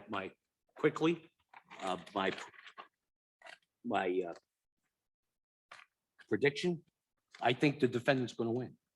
I think the court's going to reverse the New York conviction. But I don't think they're going to reverse. I think, again, it's going to be a plurality opinion. I think you got people like Justice Thomas and maybe Kavanaugh who are going to say, oh, or no, Alito, only founding era exceptions. This doesn't qualify. Okay, that's it. Case over. But I think the other justices are going to be concerned about the harm that can be done by defense attorney antics, which engage in misleading of the fact finder. I think they're going to be concerned and want to leave the door open a little bit, right? To a possible exception that they could probably align with the forfeiture of wrongdoing exception, the old common law one. Why? Because this is wrongdoing. It's wrongdoing to try to get a result by misleading the fact finder. Now, why do I say they're going to win anyway? The defense. Because I think the court, this is one of those cases where I think David was before saying some of these cases get the judges really engaged in great conversation, and they're learning a lot as they go along. Like, how the hell does this process work? Right? And I think somebody in that little group is going to say, but how the heck did the defendant engage in misleading? You know what the state's argument is? Oh, because they kept referencing the beliefs of the police officers involved in the investigation and the prosecutors. They didn't believe that they believed Em was guilty back then. That's how they were misled. But you know what? I remember my mom taught me actions speak louder than words. Right? It was the actions in this case that would create that image for the jury. The actions of the police, let them go, right? The actions of the witnesses, he's the one. You know, so what difference does it make? Who believed what the police believed? And frankly, the court actually did sustain some objections to counsel's mention of beliefs. But I think that the majority of the court's going to say, or at least a plurality, there might be really bad cases. I'm not sure this is one of them. We can't see the misleading. And here is the icing on the cake, if you will. How did the introduction of the defendant, or rather of M's plea bargain allocution, avoid that misleading? What he said was what? I possessed the .357 Magnum on the day of the shooting. Okay, does that absolutely mean he couldn't have possessed a 9mm? Hell no. And the jury didn't have to buy that. So how did the introduction of that unconstitutional evidence actually correct the alleged misleading of the jury? So we'll see. I think another plurality opinion. New York goes down twice. Thank you, Professor Kelder. So we usually revert to the last spot for our keynote speakers so they can react or synthesize what they've heard. But we also like to reserve time for Q&A with the audience. So I'll leave it to David if he has a comment or two, or we can go directly to Q&A. David? I have two cynical observations that don't go directly to. One is, if this is probably better for law students, the Second Amendment case is all about originalism. And one of the most odd things that I found, read the briefs for the petitioner and the response. A whole part of the brief is about the Statute of Northampton from 1328. Are you familiar with the Statute of Northampton? Well, both sides say it's crucial to this case. And it says something like, you may not be armed or to go through the fairs or markets or other places armed. I always feel like in these kind of cases, the justices are like wandering the roads of medieval England, trying to figure out what's the law here. Because they seem to, Scalia and company have gone down this road of trying, they think they're discerning the understood historical law that came from England, and says everybody understood. And the history is very uncertain. And so there's this big debate. I thought, what the hell's going on? It's 2021. We're talking about guns in New York City, and we're trying to figure out what was the understanding in 1328 in the statute of Northampton, because one side says, well, wait a minute, it says you can't be armed going through the fairs and markets. It was really understood in 13. And the other side says, oh, no, it didn't quite mean that. They meant you couldn't come into the fairs with exotic weapons. And somebody says, it doesn't say. Anyway, I thought, if this isn't a goddamn strange debate to try to figure out what was the understanding of the historical, right to bear arms. Scalia had a line from the English Bill of Rights that talks about the right to bear arms, but it also said granted by the Parliament. I thought it was a right, the Parliament didn't have to give it to you.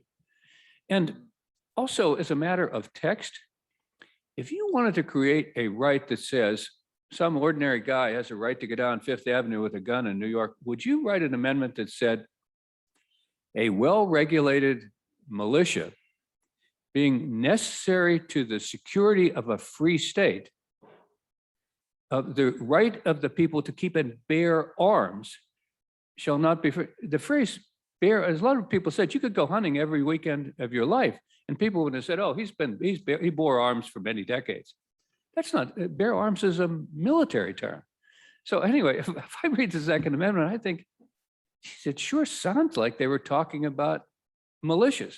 And if you wander the roads of medieval England, it seemed even back then they were willing to say, hey, if it's a fair, it's a marketplace, you can keep guns out of there.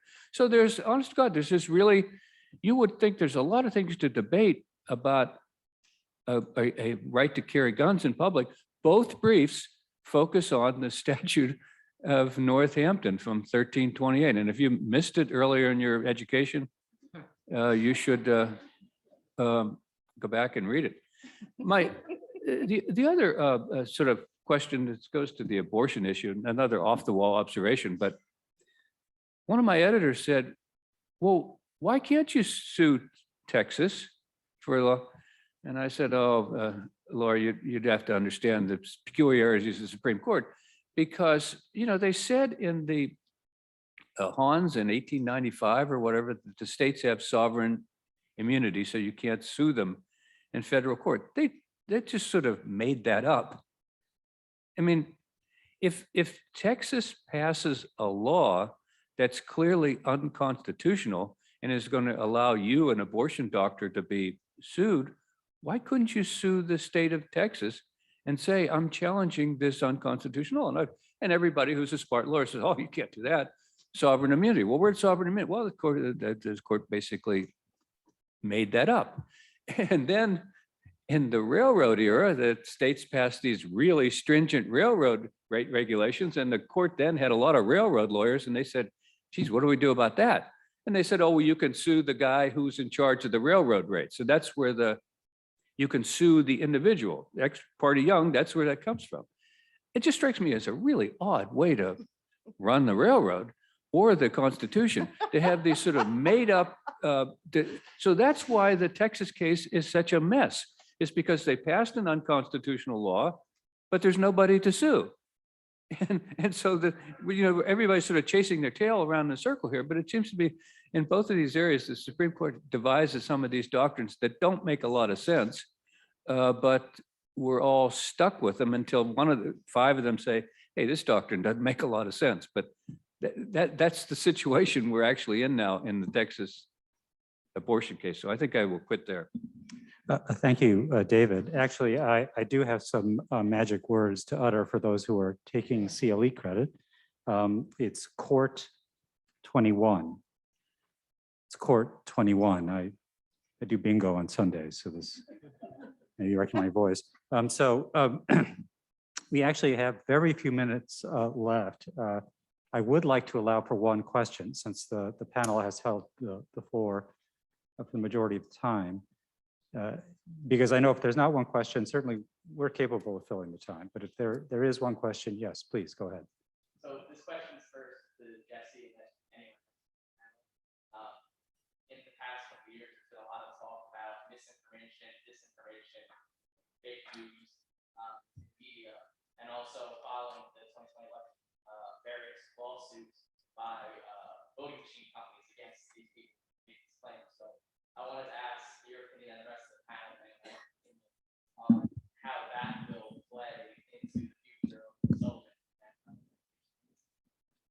Jesse, before you answer, I just have to repeat the question so that those who are on live stream can hear it.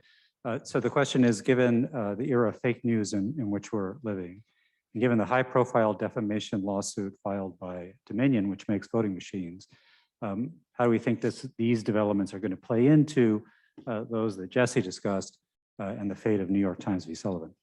So that's an excellent question. That case presents a really complicated set of facts, but the core argument that the Fox lawyers there have made is essentially, if the president says something and the president's lawyers say something, it is newsworthy, and I, as a news organization, should be able to report on it. And that's it, period. It is a tricky case. Given the high newsworthy value of reporting on what the president was saying, whether there was time to fact check all of those claims, that sort of went out the window because this was a story that was moving in real time. So I think the case itself might be decided on that. I think that case and the Smartmatic and the Dominion cases are both going to be going on for a while. There are 2 motions to dismiss pending in those cases, so we'll see if it goes on to the discovery portion. But I do think that it stands for this broader idea that in this era of social media, being able to put something up immediately, being able to change someone's life with immediately posting something, running a story, the idea that news organizations should be generally insulated from these lawsuits when they're reporting on these fast-moving stories, it's got some traction on the court, and the Sullivan decision was decided in an era where there were 2 major newspapers. Now you could have a major newspaper in 5 minutes if you break a story on a blog or tweet about it. So I understand the appeal that these doctrines were decided in older times, but it's sort of, I think is the sort of the same case with none of these doctrines are particularly new. Roe is 50 years old. All these cases are quite old, but the point is that smart lawyers and judges are able to sort of have them updated with the times. So we'll see, but it's a great question. Thank you. And as much as I hate to say this, because I think we built up quite a head of steam, we are also out of time. So if I could take just one quick moment to thank our panelists for their fine comments.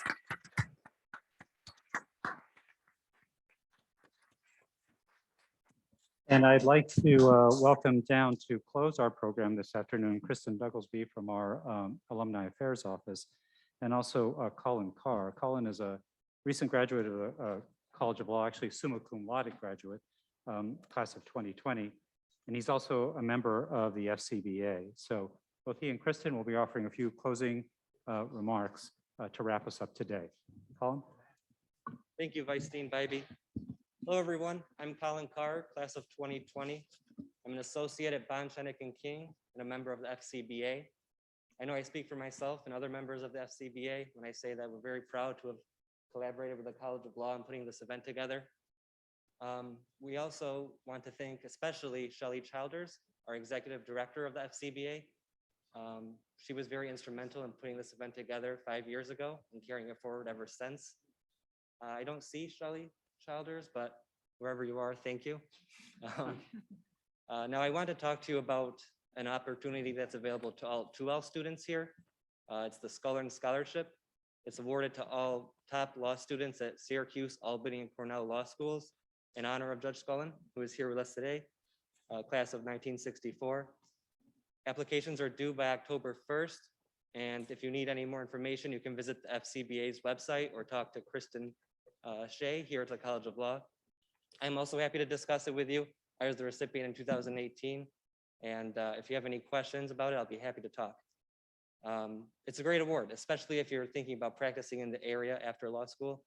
It's a great way to get to know the federal judges in the area and to get to know the community of the FCBA. So I highly encourage it. Even if you don't plan to stick around, it's a great award to apply for and to go after. So I also want to invite everyone to the FCBA Happy Hour event, which is happening at the NetBrink Cafe, which is right behind me through these doors here. I look forward to talking and to speaking with many of you there. So thank you.